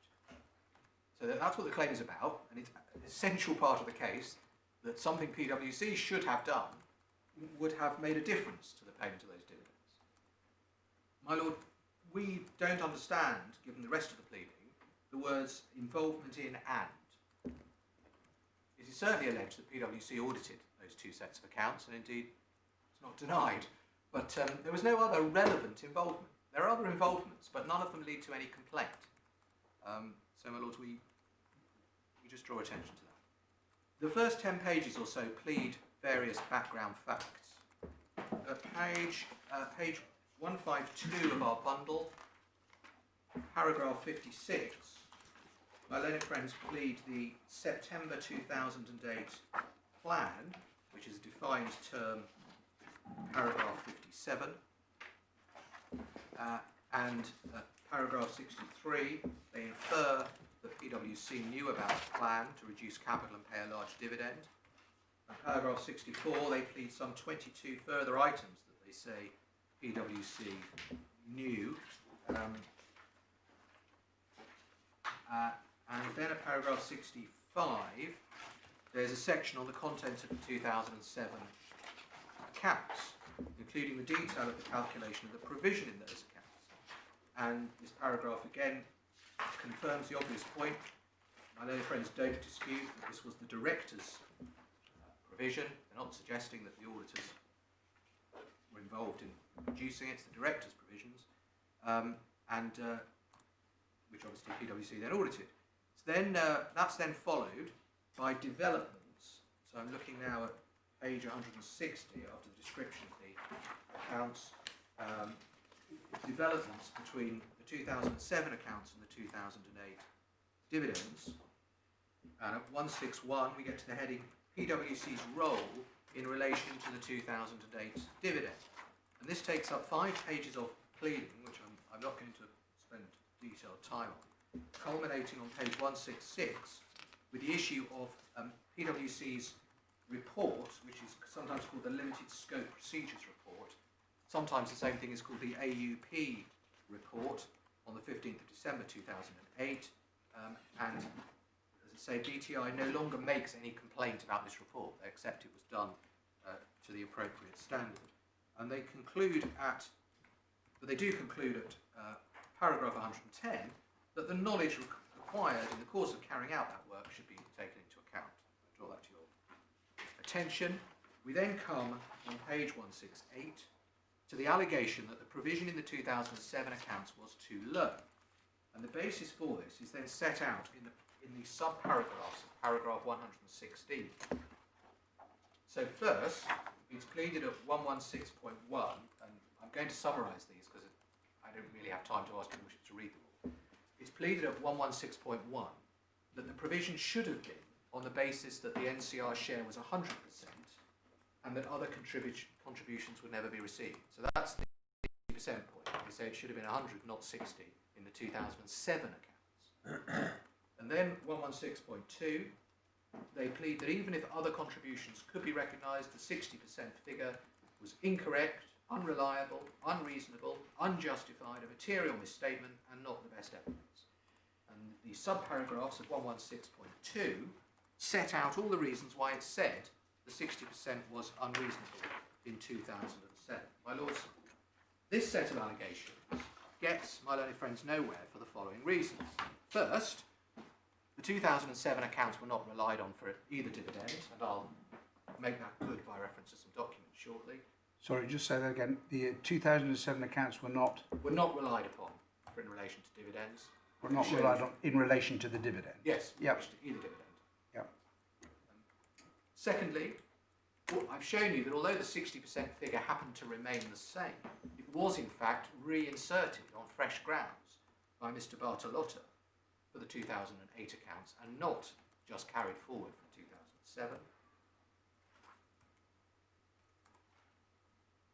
Thirdly, the detailed reasons set out at 116.2 are exactly the same detailed reasons that were originally advanced in the trial in relation to the 60% share and then dropped after hearing the factual evidence.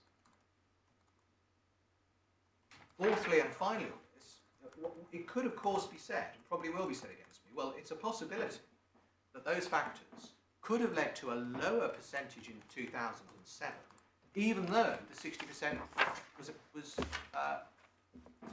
appropriate in the later sets of accounts considered at trial. Obviously, in a sense, that's a logical possibility, but on the facts, including what's pleaded in this particular as a claim, it's not a realistic possibility here. All the factors that BTI have drawn attention to are ones that got worse through time. They did not get better during this period of time. There's no specific case made suggesting that things were worse in 2007. Quite the reverse. And in particular, I showed you in the judgment one of these points, which is that the negotiations with Georgia Pacific were thought to be going well until they collapsed on the 10th of December 2008, which was a few weeks after the 2007 accounts were signed.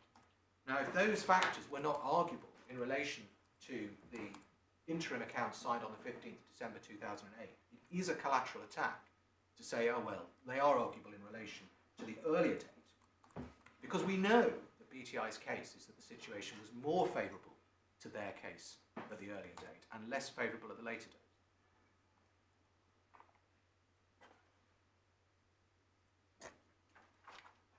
Then, my lords, the next page, paragraph 117, there's two more alleged issues of the 2007 provision, both issues that Mr. Justice Rose rejected in relation to the 2008 interim accounts and audited accounts.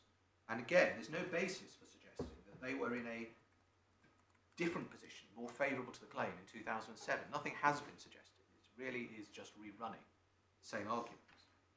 Then, my lords, at 118 to 119, we have the allegation that the 2007 audited accounts should have made more disclosures about the Fox River provision, and at 120 the point about the contingent liability for Kalamazoo. And again, exactly the same problems. There's no reality to the idea that disclosures in these accounts would have made any difference to later dividends. They weren't relied on for later dividends. And there's nothing on the facts to these claims than the identical claims that were made and rejected in relation to the two later sets of accounts. Nothing is suggested that's different. So your point here is that if the judge, on the assumption the judge was right to reject the case on disclosures in 2008, the position in relation to the 2007 accounts must be an a fortiori. Yes, exactly. So it's impossible for this in case relation to Kalamazoo, for example. Yes. There's nothing changed. Exactly, nothing changed. Yeah. I mean, there was one more year of not hearing anything, but my learned friends don't appear to place any weight on that for obvious reasons. Yes, exactly. We say it must be a fortiori, and that the way this case is being made is in fact my way of saying we want to run the same points again, and then when we bring up an abuse application, they then say, oh, well, it's all right because actually these are on an earlier set of accounts. Then it's, my lords, at 122, page 173, it's pleaded that the December interim accounts, which are not audited, they're the ones produced by the company to justify the first dividend, were tabled at the meeting on the 17th of December, which is the meeting for the first dividend, and that is true. And then at 123, it's alleged that those interim accounts were inadequate for various reasons. The conclusion is that the 2008 interim accounts did not enable a reasonable judgment to be made, and at 124 you therefore see the conclusion that the payment of the 2008 dividend was unlawful.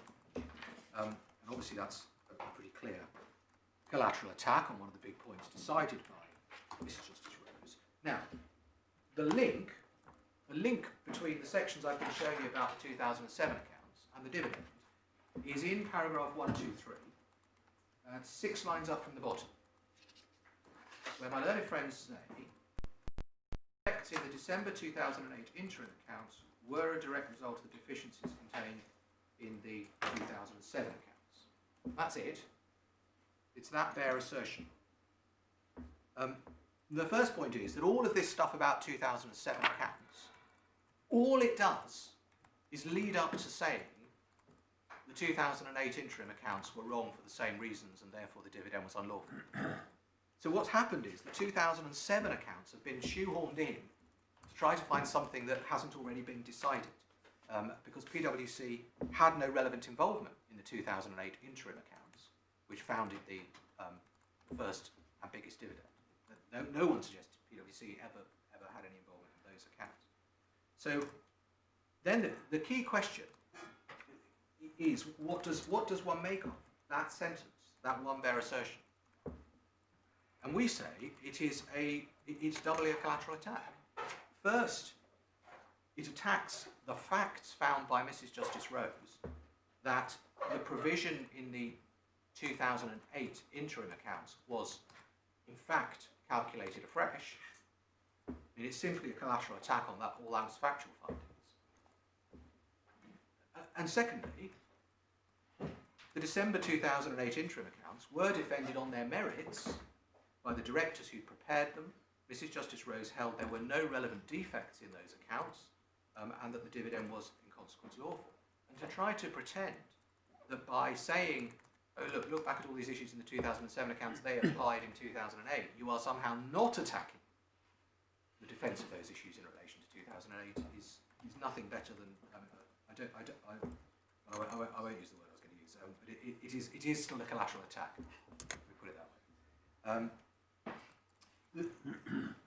So my lords, this point about this one sentence in paragraph 123 is of some importance because we submit that the judge was misled, perhaps ultimately by this part of the pleading or by what my learned friend said about it, into thinking that the real nature of the claim was the PwC's audit of the 2007 account, so far unexamined in court, made all the difference to what happened in relation to the 2008 interim accounts. But that's not the real nature of the claim that's being pleaded here.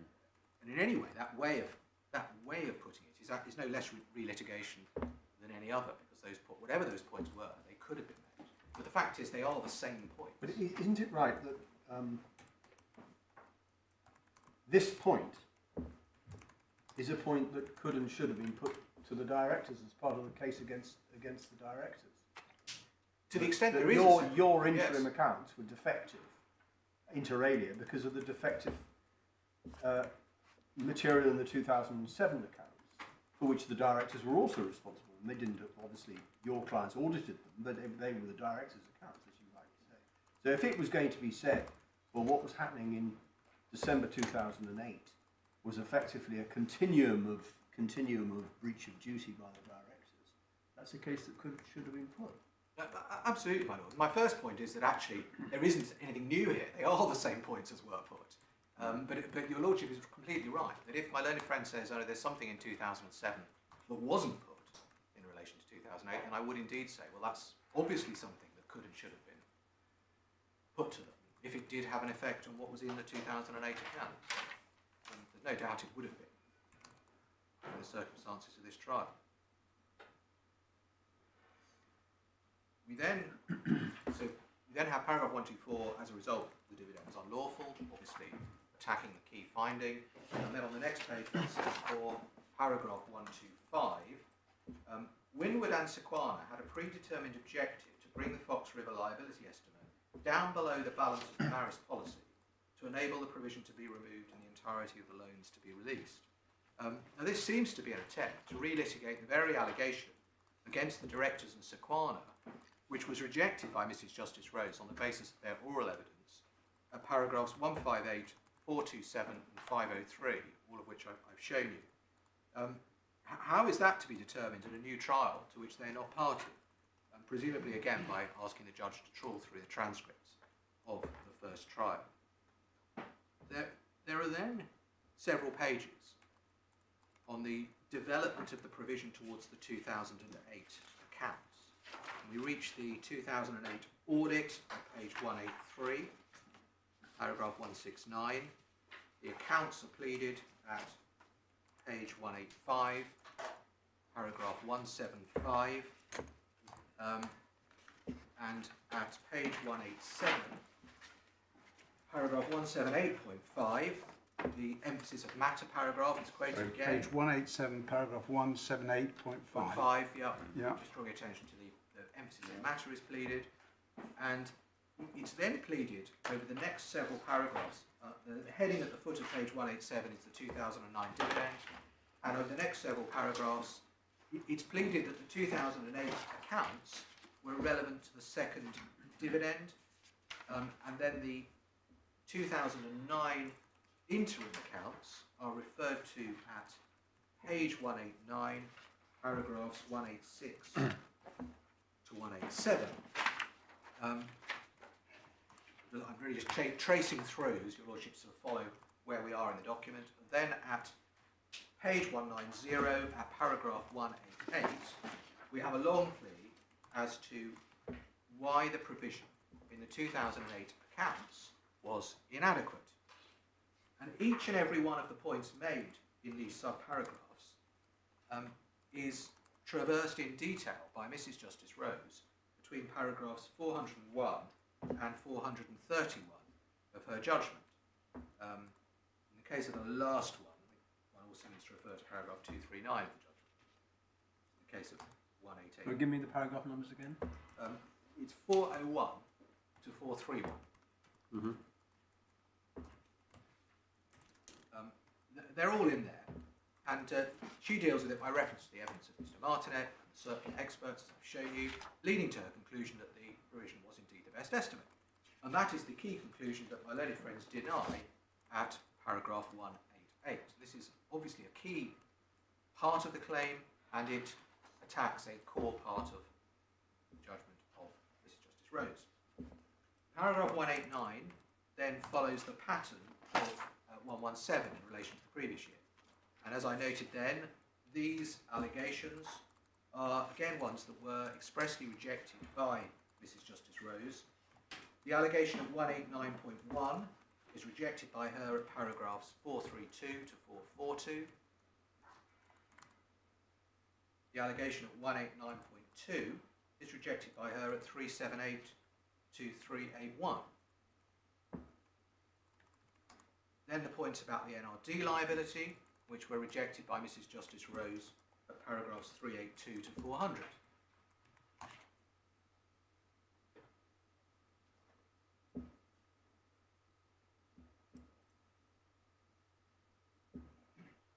And then on the next page, paragraph 191, we have the model errors allegation. And as you can see, if you look at 191, this has a very limited quantum. The point at 191.1, that the model included an estimate of 11.3 million, which was wrongly reduced, I think to 60%, rather than say 40% of that was knocked off, I think. And that's a point which I showed you was noted by Mrs. Justice Rose at paragraph 289. She didn't expressly deal with it. She presumably took the view it was within the margin of error. But anyway, that's certainly my speculation about it. And then there's the second model error, which is they say, the inclusion of the 10 million credit for OU1. They say shouldn't have been recognised at all, whereas the judge certainly accepted it should have been. And alternatively, that it should have been reduced to 60%. And that point, they say the judge didn't expressly deal with, that it should have been reduced to 60%. Again, it's a very small point. And there was no appeal from Mrs. Justice Rose on that point. Certainly not that it was considered anyway by the Court of Appeal. Whatever your lordship's ultimately thinking about it, I do say this is the kind of issue which cannot justify permitting a claim, which Mr. Lloyd tells us is worth over $800 million they plan to claim from PwC, to proceed if that claim would otherwise be abusive or hopeless on the basis of these, which we have called scrapings from the bottom of the barrel. And the idea that these are the points that should be emphasised in an application like this, in my submission, does justify that epithet. Then, at paragraph 192, we have the perhaps theoretically more significant point of going concern.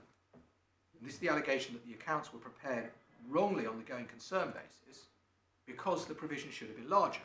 So that allegation at 192 is entirely parasitic on the allegation about the provision. Then, 193 pleads that going concern was in doubt because the liabilities were so uncertain and the uncertainties were not disclosed in the accounts. But But my lords, as you've seen, in the accounts we're talking about now, the auditors included an emphasis of matter paragraph that could not have been clearer in telling anybody who read the audit report that the liabilities were uncertain. And indeed, as the judge found, everybody involved was well aware of the uncertainties involved. So there is nothing there which could possibly amount to we'll come to the claims in due course. There are then 2 pages of complaints about disclosures in relation to the Fox River liability in 2008. And as I've already submitted, those points were rejected by Mrs. Justice Rose as being irrelevant to the payment of the dividend. Then at page 195, paragraph 196, there's the allegation about disclosure of Kalamazoo, which again I've shown you has been expressly rejected on facts. And then finally, at 197 to 199, my learned friends draw the conclusion that the 2008 accounts were not properly prepared, did not enable a reasonable judgment to be made of the items relevant to the dividend issue, and therefore the second dividend was unlawful.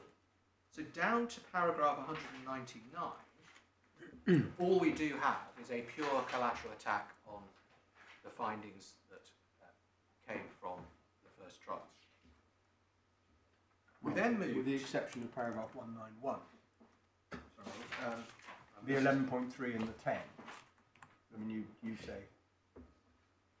Yes, but even there, what I'm saying is that all adds up to the overriding point that the accounts were wrong and the dividend unlawful. Yeah, I understand.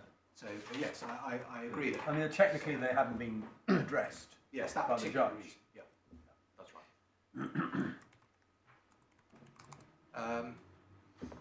Then on page 197, we move to PwC's duties, and they are alleged on the terms of FRS 12, are alleged, and again, much turns on that, through to page 202, and then we get to breach of duty,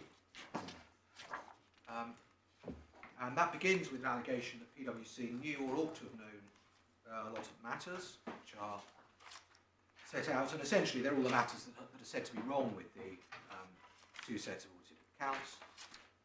Then from page 204, the breaches themselves are pleaded by reference to each of the complaints in subheadings. So, first subheading on page 204 is inadequate provision. That's obviously the point that they say the provision is inadequate. Then, sorry, I should say we're on 2007 accounts now. So we go back to 2007 now to plead out breaches. Inadequate provision. Then on the next page, failure to obtain expert advice. Then on page 207, disclosure about Fox River, the effect of the Whiting case management order. Page 208, disclosures about Kalamazoo, and generally. And so all of these pages are alleging that PwC was in breach of duty for failing to identify and insist upon matters that Mrs. Justice Rose found not to be the case. That's what they all are. We then have a similar set of breaches in relation to 2008, starting at the foot of 209. See the heading there, goes into 2008. And we have a similar long set of breaches, paragraph to page 222. I can't, if my learned friend wants to, he can impress you with some of the individual ones. I can only impress you with the sheer quantity of this. But nevertheless, they are essentially just attempts to re-argue all the various points that were rejected by Mrs. Justice Rose. I think I'm planning to give you one example. Paragraph 248 on page 216 makes a key allegation that any competent auditor, if it had investigated properly the reasons for the reduction in the 60%, would have discovered that there were no developments justifying it. So which paragraph? I'm on paragraph 248. Right. Foot of page 216, and it's Yeah. the point that, as your lordship put to me, I think earlier, that this was obviously something that did require consideration, and they set that out. And but this is the point where they allege that any competent auditor would have reached a different view to the one that Mrs. Justice Rose reached about all this after trial. In other words, if they wanted to pursue this argument, they had to either win or appeal. There are a few of the points about the 2008 accounts which are not expressly traversed by Mrs. Justice Rose. We've touched on some of them. They're all points, I say, which could and should have been raised in front of her, except for the fact that they're hopeless. And I'll come to them in turn shortly. So I will deal separately with all the individual points that are said not to have been raised, but apart from those, all of these are. Then we get to a heading on page 222, causation, loss and damage, which, as so often in professional negligence claims, is an important place to look. And paragraph 267, I think we should look at this and split out the allegations. The first is that the 2008 dividend was paid in reliance on the 2007 accounts. That's the first bit. It's most of the second line. It begins the end of the first line of 267. That allegation is a bad point. It's not arguable. It should be struck out. Summary judgment should be granted in respect of it. And I'll show you the basis for that as soon as I finish with the particulars of the claim. Then the second allegation is that the 2008 dividend was paid in reliance on the December 2008 interim accounts, yes, which were themselves, in material respects, the direct result of defects in the 2007 accounts, which were the result of PwC's negligence. And that, of course, just takes you back to the single conclusory line, that one is the direct result of the other, and which does, for the reasons I gave earlier, involve a straightforward collateral attack.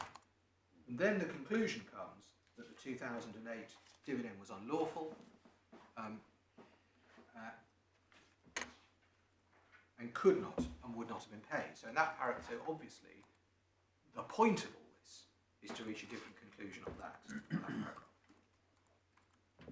Then at paragraph 268, the 2009 dividend is said to have been paid in reliance on the 2007 accounts or the 2008 accounts, which were all the direct result of defects in the 2007 accounts.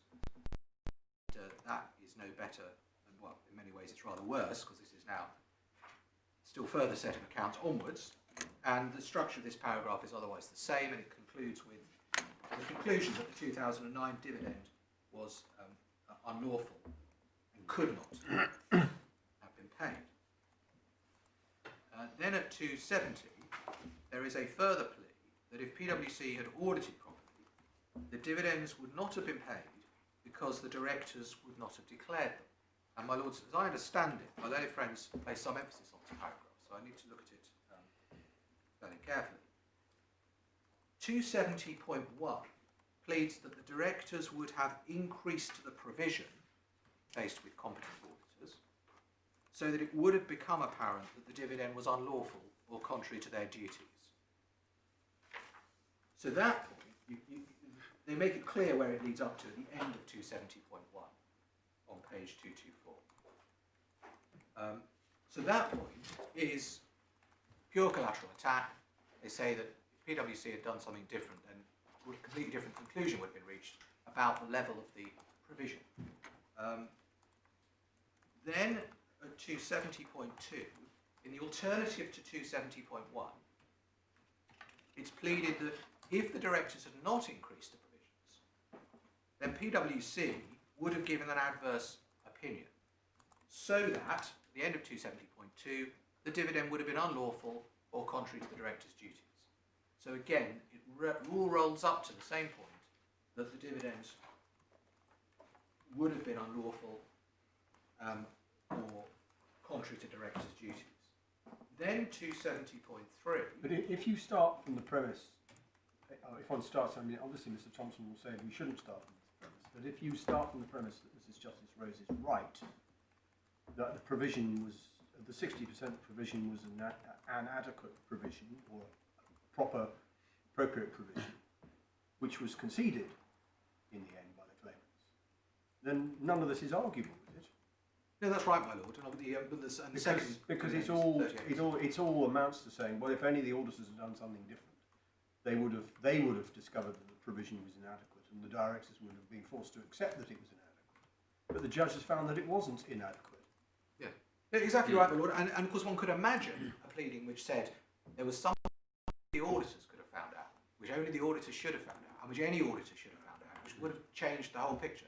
You could imagine a pleading like that. It's not this pleading. This piece of evidence has emerged since the trial before Mrs. Justice Rose, which casts new light on on the provision, the adequacy of the provision, and this is a point which should have been picked up by the auditors. I mean, that's also. Yes, that would be conceivable. Goodness knows where we'd be, but yes, that would be conceivable. But again, that's not this pleading. This pleading is a rehash leading to the same conclusions. Then at 270.3, it is pleaded that the directors would have had regard to the matters that should have been disclosed. So this is now, the provision is dealt with at point 1 and point 2. And then at 270.3, we move to the disclosures. And my learned friends say that if PwC had required more disclosures, the directors would have had regard to them. And if you read 270.3, what you will find is that they are all matters that the directors were well aware of, as Mrs. Justice Rose found after hearing their evidence. And in our skeleton argument at paragraph 57, we have given a key to the paragraphs in Mrs. Justice Rose, where she makes clear that the directors knew about each one of these matters. Paragraph of your skeleton being? 57, my lord. And then finally, at 270.4, it's alleged, in the alternative to point 3, that if the directors had refused to make disclosure of the matters that PwC ought to have told them to disclose, then PwC would have given an adverse opinion and that dividends would not have been paid. Now, again, it's an obvious collateral attack on Mrs. Justice Rose's conclusion that there was nothing in the disclosure allegations that was material or relevant to whether the dividend could be paid. It's very hard to imagine factually how this scenario could ever come to pass. But my lords, as I understand it, my learned friends seek to suggest that paragraph 270 opens up their claim into new vistas, which they may have persuaded Mr. Justice Fancourt of that as well. But I submit, my lords, that it does not.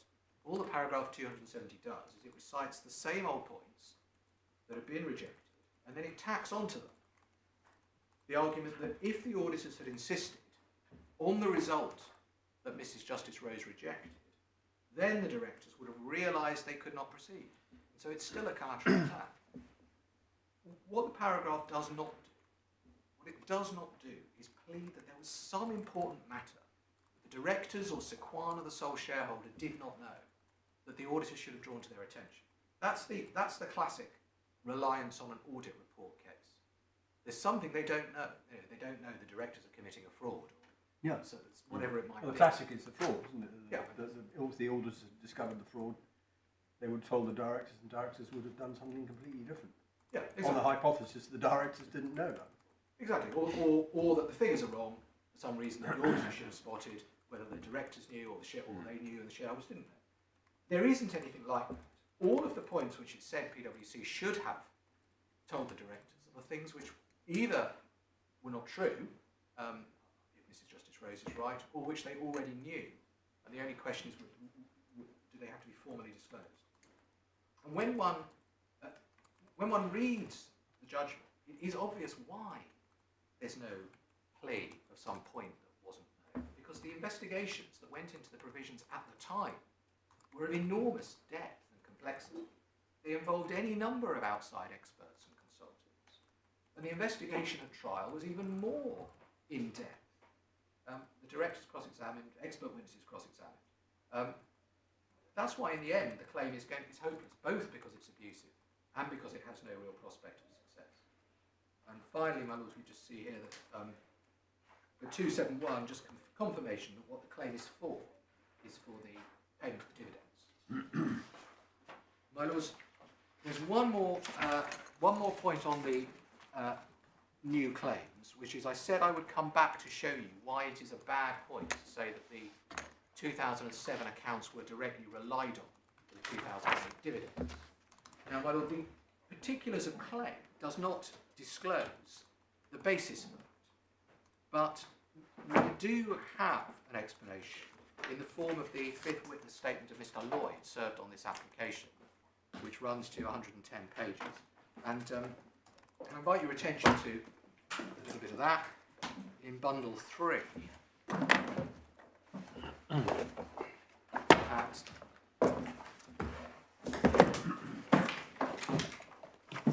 bundle 3 tab 45.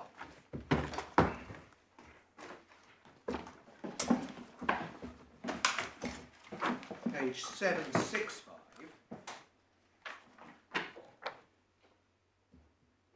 Mr. Lloyd says that the December interim accounts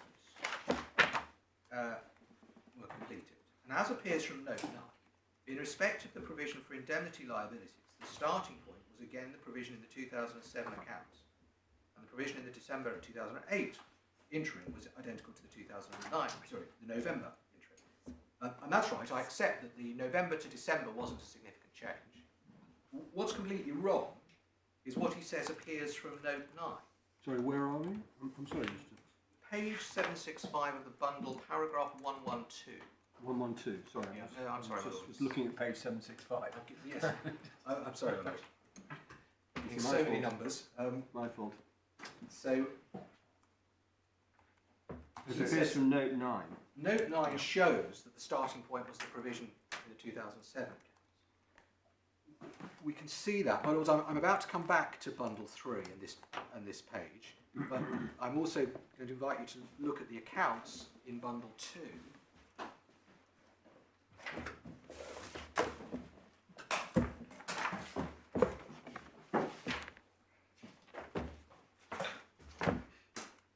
At tab 16,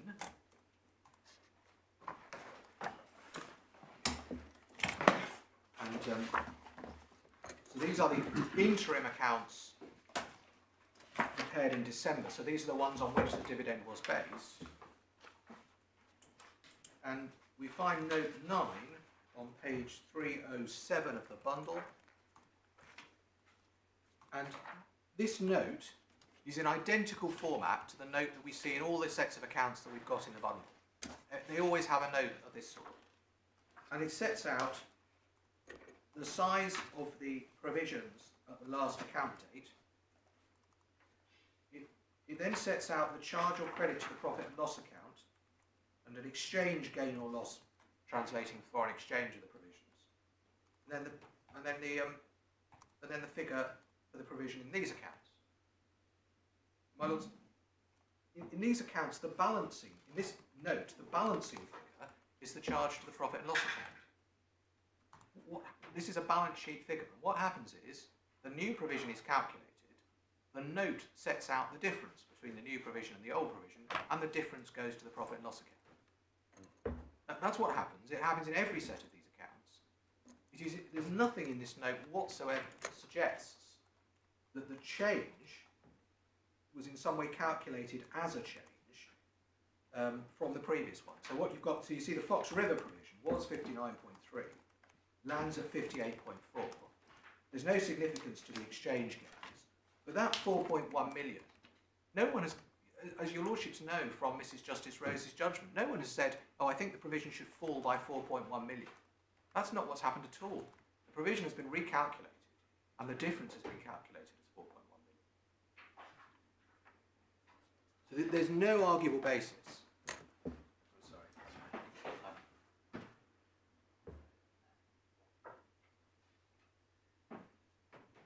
There's no arguable basis whatsoever for the allegation that the relevant provision was based on 2007. So that's an attack on the linkage made by Mr. Lloyd. It is, and the reason I go there is because that's the only information we've got about how my learned friends feel able to plead. The first bit of their plea, where they say that the dividend was paid in reliance on the 2007 accounts. That's the information we've got. Collected. And there's one other bit of information in Mr. Lloyd. So going back to Mr. Lloyd, I think, again, I'm about to reopen. What was it part of their pleaded case before the judge first time round that the 2008 dividend had been paid in reliance on the 2007 accounts? Well, not that I'm aware, my lord, but I'll let Mr. Thompson tell you the true answer to that later. Because the judge has dealt at considerable length with how the provision came about, really with the view to reaching a conclusion that the 60% figure was recalculated. Yes, exactly. And all the figures were recalculated. So this is, in one sense, your real point is, well, this all involves effectively saying, well, no, the judge was wrong about that, because actually they just relied on the figure as it was in the 2007 accounts. Well, they seem to be saying that, yes. So, my lords, there's one other point about this, about the reliance. Going back to the page I was on before in Bundle 3, tab 45, paragraph 114, Mr. Lloyd refers to the minutes of the board meeting. And you can see that he says the minutes record that the 07 accounts were presented, and 3 lines up from the bottom of the page he says, it is evident even from that minute alone that Winwood relied not only on the interim accounts but also the audited 2007 accounts in deciding to pay the 2008 dividend. Again, I'm showing you this because it's the only basis I'm aware of for the pleas to this effect. So it seems to be part of the case, and it's put forward in the evidence for this application. My lords, if we go to those minutes in Bundle 2, tab 17,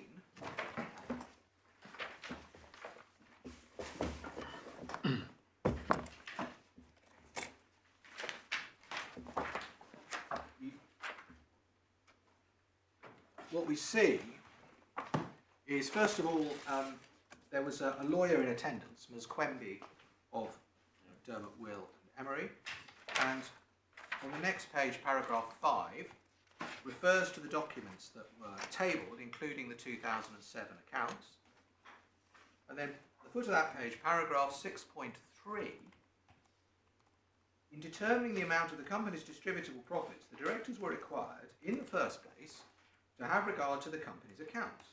If these accounts did not show distributable profits sufficient to justify their dividend, the directors were under a duty to satisfy themselves that the dividend could be supported by interim accounts. And that of course is right. They were required to consider the last audited accounts, so they did so.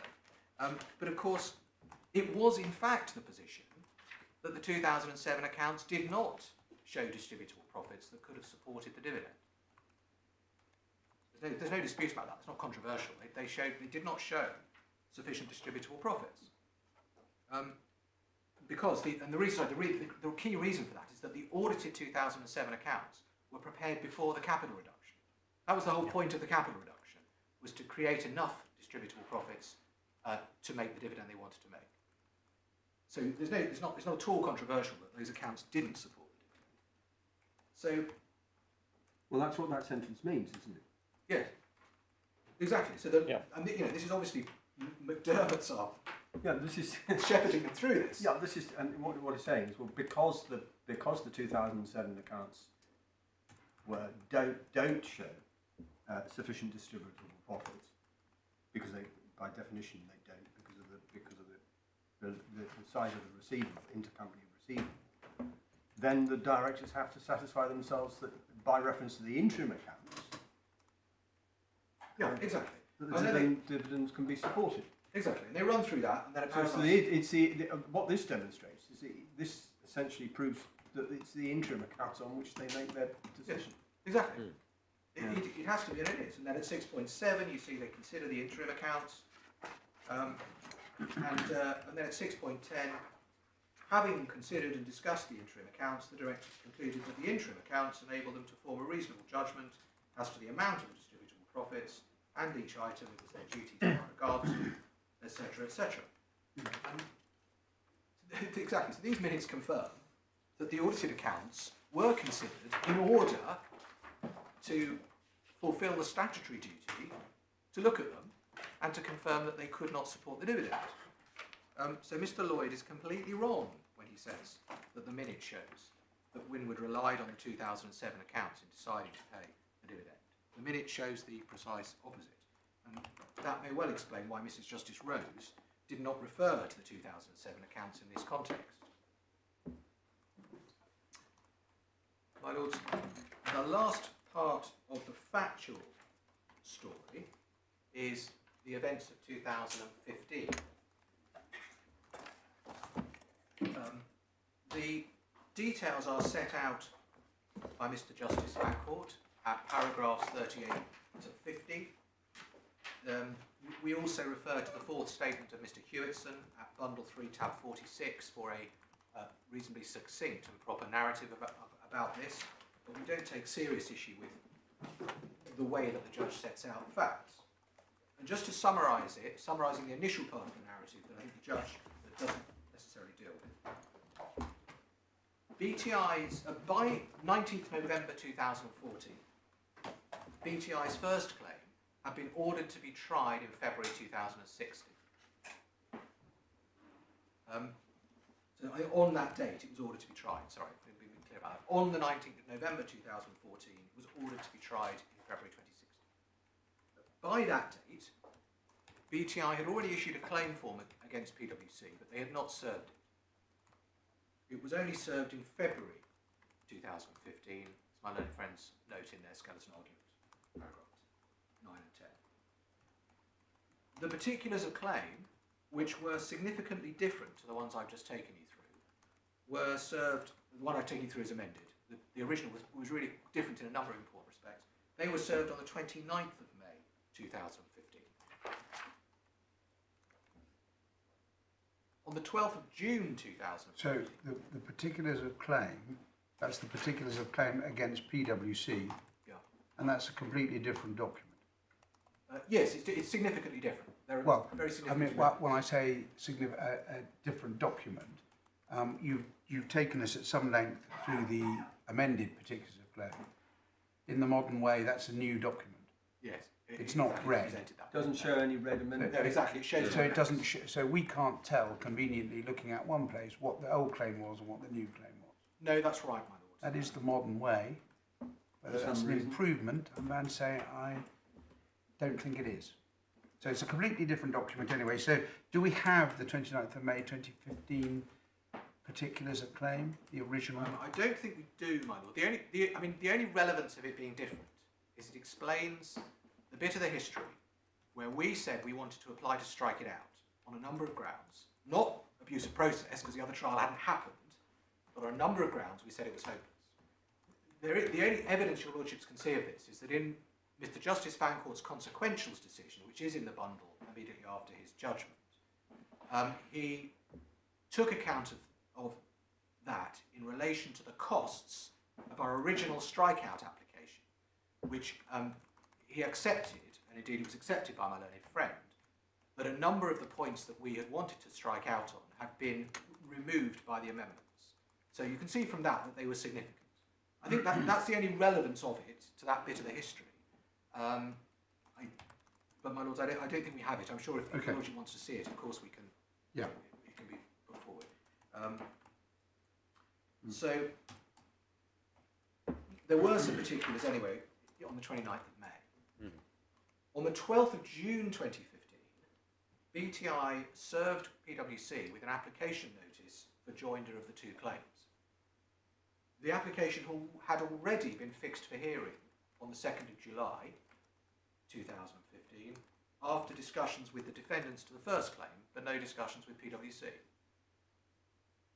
just said to us, we've already fixed this for the convenience of the parties to the main claim. Here it is. There have been some correspondence before, which is dealt with by the judge, and I don't think I need to go through it. Can we then take it up in the judgment at paragraph 41? I don't know if your lordships are still in the bundle with the judgment. It's a bundle 1, tab 7. I'm putting away bundle 3 if that's still open.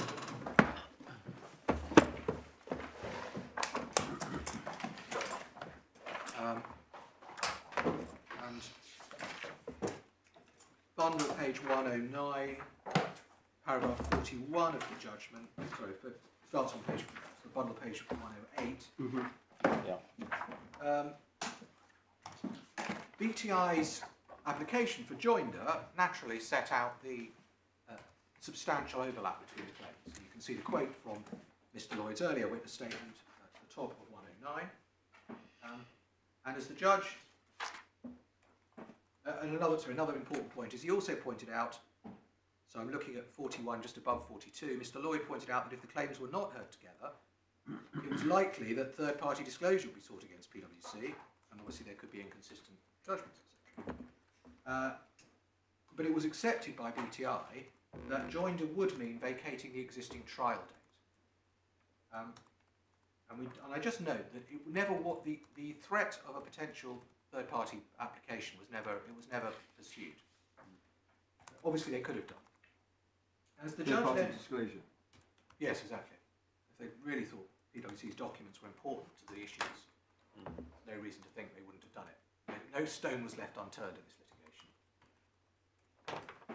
Then, as the judge notes at paragraph 42, PwC's stance was that we wanted to strike out the claim, and it was therefore premature to order a joint trial. But we acknowledged the substantial overlap. We acknowledged that it would be better if they could be tried together, and we said, if in the alternative, if you do put them together, we could be ready for trial in January or February 2017. So that was the stance we put forward. Was it's premature to order joinder because we think we can strike out the claim. But if you do order joinder, we can be ready in January or February 2017. As the judge then says at paragraph 43, Sequana and the directors strongly opposed joinder because they did not want the trial to be delayed. They were very forceful in all of that. And then, as the judge sets out at 44, on the day before the hearing, BTI and the Sequana defendants reached an agreement as to what would happen. They agreed that they would keep the trial window. There was an agreement about what expert evidence would be allowed, and they agreed to drop the joinder application. Again, PwC was not involved in these discussions. We weren't asked to take part. We were just told by BTI, we've now decided to drop the joinder application. We've reached agreement with the Sequana defendants, and we invite you to make a consent order allowing PwC to make its strikeout application. And that order was made at a very short hearing before Mr. Justice Mann. And you then see at paragraph 46 that we then issued our strikeout application, directions were given, and there was then a further agreement between the parties to stay the PwC claim, including the strikeout agreement, until after the determination of the first set of claims. And it then got extended till after the appeal to this court. So the stay included your application to strike out? It did, and of course, what I think is not in this, and I don't think I've got a note of it, is exactly when the particulars were amended. I think it was after that. It was after the stay. But, Well, these particulars that we've got in the bundle yeah. were served on the 6th of July 2018. Right. Okay. So it was much later. Okay. Shows the reliability of human memory, doesn't it? How far apart those dates are. So yeah. So that yes, exactly. So it was decided to stay the whole thing, including the strikeout, pending the main claim, and then before it came back, the pleadings were amended. So now my learned friends make much in this application of the idea that they applied for a joint trial, and they make much of the judge agreeing with the withdrawal of that application. And they also make much of PwC opposing it.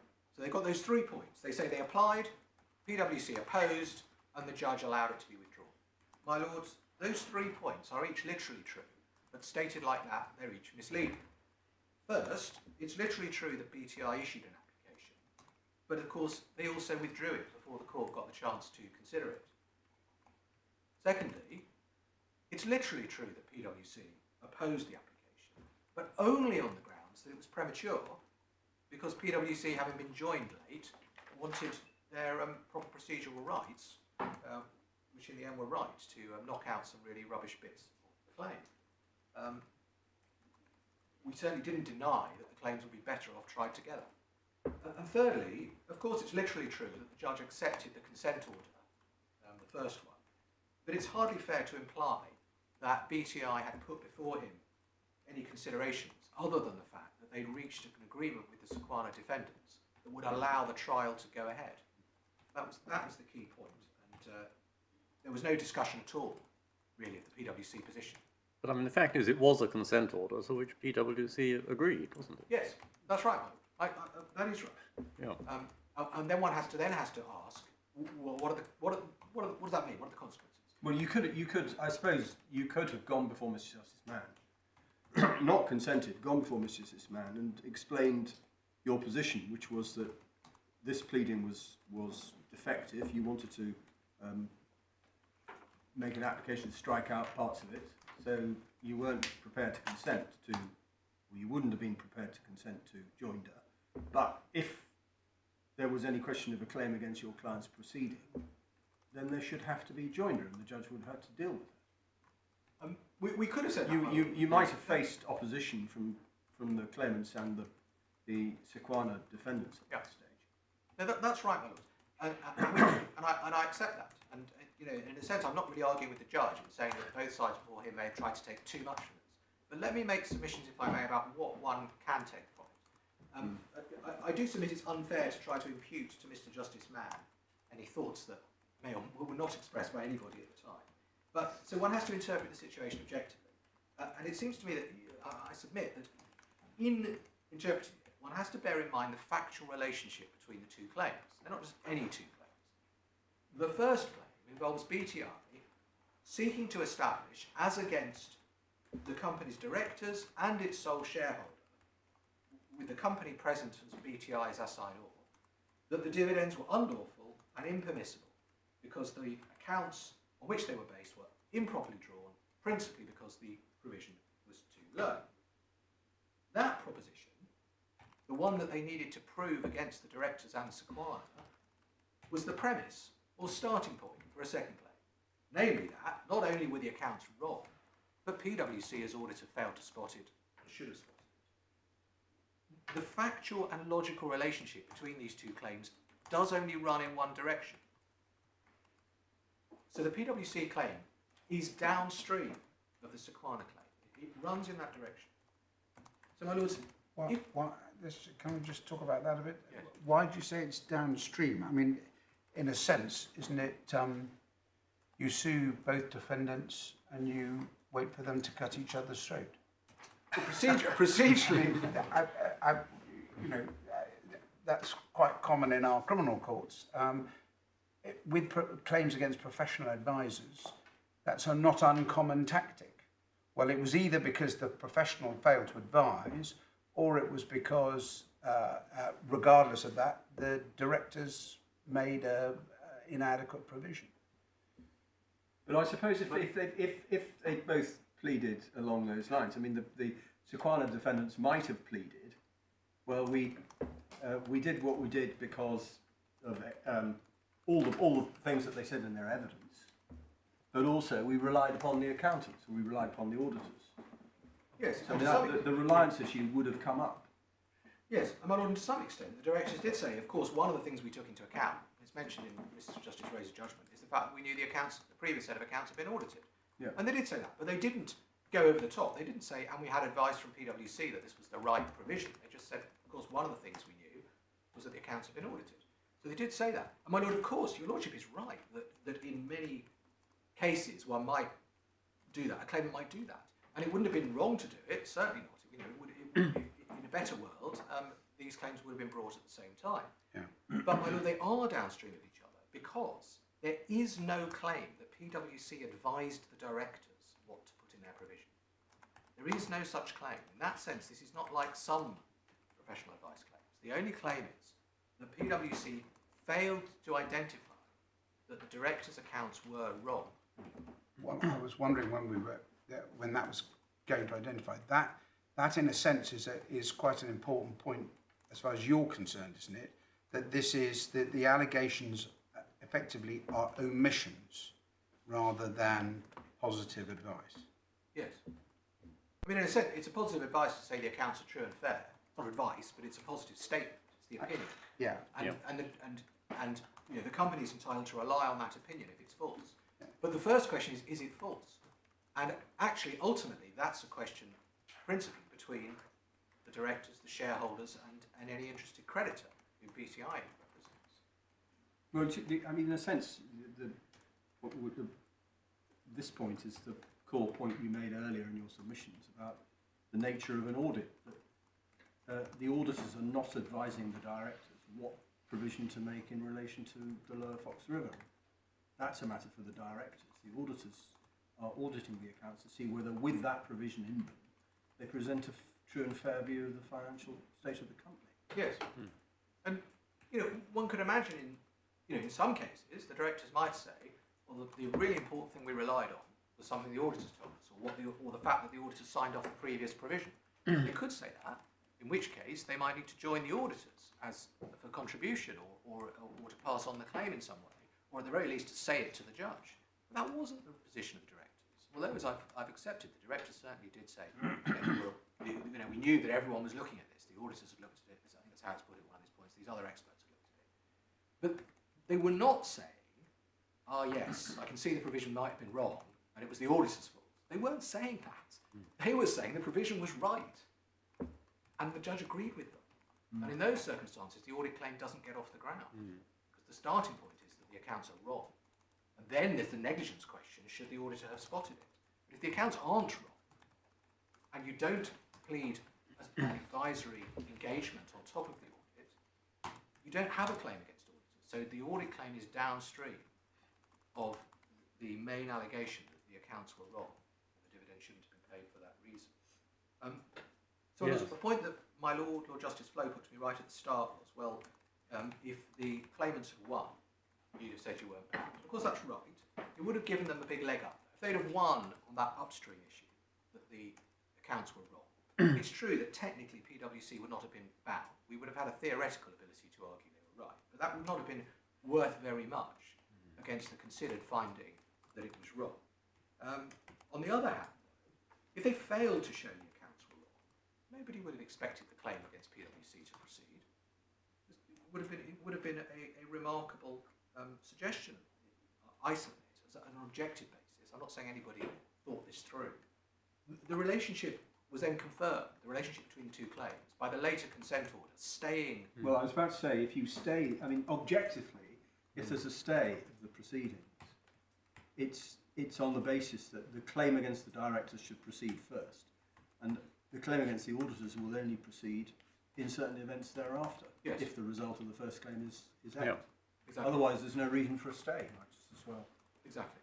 So what in my submission is clear on anybody's view is that the consent order implies there is a relationship between the two claims, which makes it appropriate for one to go before the other. The second consent order, which stayed the PwC claim. My learned friends have a suggestion in their skeleton argument, paragraph 46F, as to what the relationship is. They say the true relationship is if they won the first claim and made full recovery, then they would not need to pursue PwC. Now, with respect to my learned friends, that is wishful thinking, and I make 2 points about it. First, given the size of the claim, which they say is worth $800 million, they can never have been confident in making full recovery. And they don't refer to any evidence suggesting that in reality they were fully confident at any stage. And secondly, given the size of the trial, if they brought the two claims together, it would hardly have been increasing their costs markedly above the 18 million that they actually spent. They had accounting experts at the trial anyway. So I say that that isn't the real relationship. The real relationship begins by assuming that in their favour that BTI had a genuine belief that they were in their own claims. One has to assume that BTI thought this was the true position. And on that basis, they would win. And assuming they didn't make a full recovery, they'd then be able to pursue PwC from a position of strength, having got findings that the accounts were wrong, and then say, you didn't spot it. Now, BTI always had the risk that they would lose on those issues. Of course they did. They always had that risk. But bringing PwC into the main trial would not have reduced the risk of losing on those issues from the BTI perspective. All it would have brought in was another party with expert accountants and factual witnesses who were effectively expert accountants arguing that the provisions were right. So joinder would not have given BTI an extra bite of the cherry. It would not have improved their chances of winning at the first bite of the cherry. So joinder, for them, was not a great prize. They were not giving up anything by accepting bifurcation. But it would, on any view, have greatly increased the length and complication of what was anyway a very difficult trial for the judge to manage and deal with. And I'm not sure Rose J would have been altogether pleased at the prospect of having to deal with the claim against PwC at the same time as everything else. No, well, with respect, my Lord, I don't accept the word greatly, because I do say that a lot of the issues are common, as Mr. Lloyd pointed out in the joinder application. Well, yes, we accept true. it. The only bits that aren't are, if there were these problems, should the auditor have spotted them? And that's an area where you hear the expert, audit negligent experts. You obviously have to look at what the auditors did and what they didn't do. But it's all in the same context. And I submit that, of course, it would have added, but not added that much in proportion. No, I mean, off the top of your head, I mean, instead of a 32-day trial, might one have been thinking of what, perhaps a 40-day trial, or Seriously, my Lord, perhaps less. But maybe yes. less, yes. Yeah. So that's what I submit is the real way of looking at this. And the alternative, the alternative is to infer that they were actually anticipating, or could have been anticipating on an objective basis, that they might lose, but that would not prevent them having another go at PwC on the basis that the accounts were rolled, despite the outcome of the trial. And in my submission, if that had been put to Mr. Justice Mann as representing the reason behind the original consent order, then he probably would have taken the view that... I was about to say, and I'm sort of thinking about it in case management terms and wondering what would have happened if this had been argued out in front of Mr. Justice Mann, which he probably should have been. You know, one of the things he might have been thinking of, with a view to saving the first trial, is to say, well, is there any way in which the parties can agree that for example, that if BTI succeed, you, PwC, will be bound by the findings in relation to against the directors. Now, you might or might not have been prepared to agree that, but we'll see that could be something that you could have agreed to. You might have said, well, we're prepared to contemplate that, provided we have an opportunity to make submissions at the trial, for example. Equally, if during the course of a case management debate of that nature, the claimants have said, well, even if we succeed against even if we fail against the directors, we still intend to proceed against PwC in due course. I think most judges at that point would have said, well, hang on a moment, is that, you know, that's really not appropriate, is it? Well, that's exactly right, my Lord. And I say that when you test it that way, without trying to put thoughts into Mr. Justice Mann's head, when you test it that way, what would he have said if that had been put to him? Then you realise that that can't have been the implication of what's happened, because he couldn't have been accepted. My Lords, I'm not doing too badly for time. I believe that I've got through a bit quicker. I've got 2 hours left. If your Lordships are willing to sit at 4:30 both days, then I don't believe we've got a timing problem. If you're not, then I'm going to have to. Well, I'm not sure what, but make some more efforts. I've heard what my Lord Presiding said at the start, so I'll have to be. Well, perhaps we perhaps rather than canvass it now, we can have a word outside about the possibilities of sitting to 4:30. But I am very concerned for our poor shorthand writer, who is having a very heavy day. If we have 2.5 hours without a break in the middle, we're going to have a break in the afternoon, perhaps. It's showing a sign of weakness. I mean, could you, with a break, contemplate going on? Normally, we would finish at 4:15, so it would be. Well, if the break is going to be. If we have a break. If we have a 5 or 10 minutes, or yeah. Okay. Well, I think on that basis, I mean, speaking for myself, I would be okay sitting to 4:30. I don't know if my lords are enough. Absolutely fine. Today is fine. Tomorrow I can't. Okay. Well, you may have heard that. Today is fine for all of us to sit to 4:30, but not tomorrow. You sit earlier tomorrow. We could, if necessary, I suppose, sit a quarter of an hour early tomorrow morning. Again. Well, that's incredibly helpful. I'm very grateful to the court, and I'm sure between that and my attempts to go to cut what I can. Yes. Okay. Well, shall we provisionally then leave it on the basis that we will sit until 4:30 this afternoon with a mid-afternoon break? And please remind me if I look in danger of forgetting that. And tomorrow we will sit at 10:15, but on the understanding we must be finished by 4:15 in the usual way. Thank you. So on that basis, we'll adjourn now until 2 o'clock. Court rise.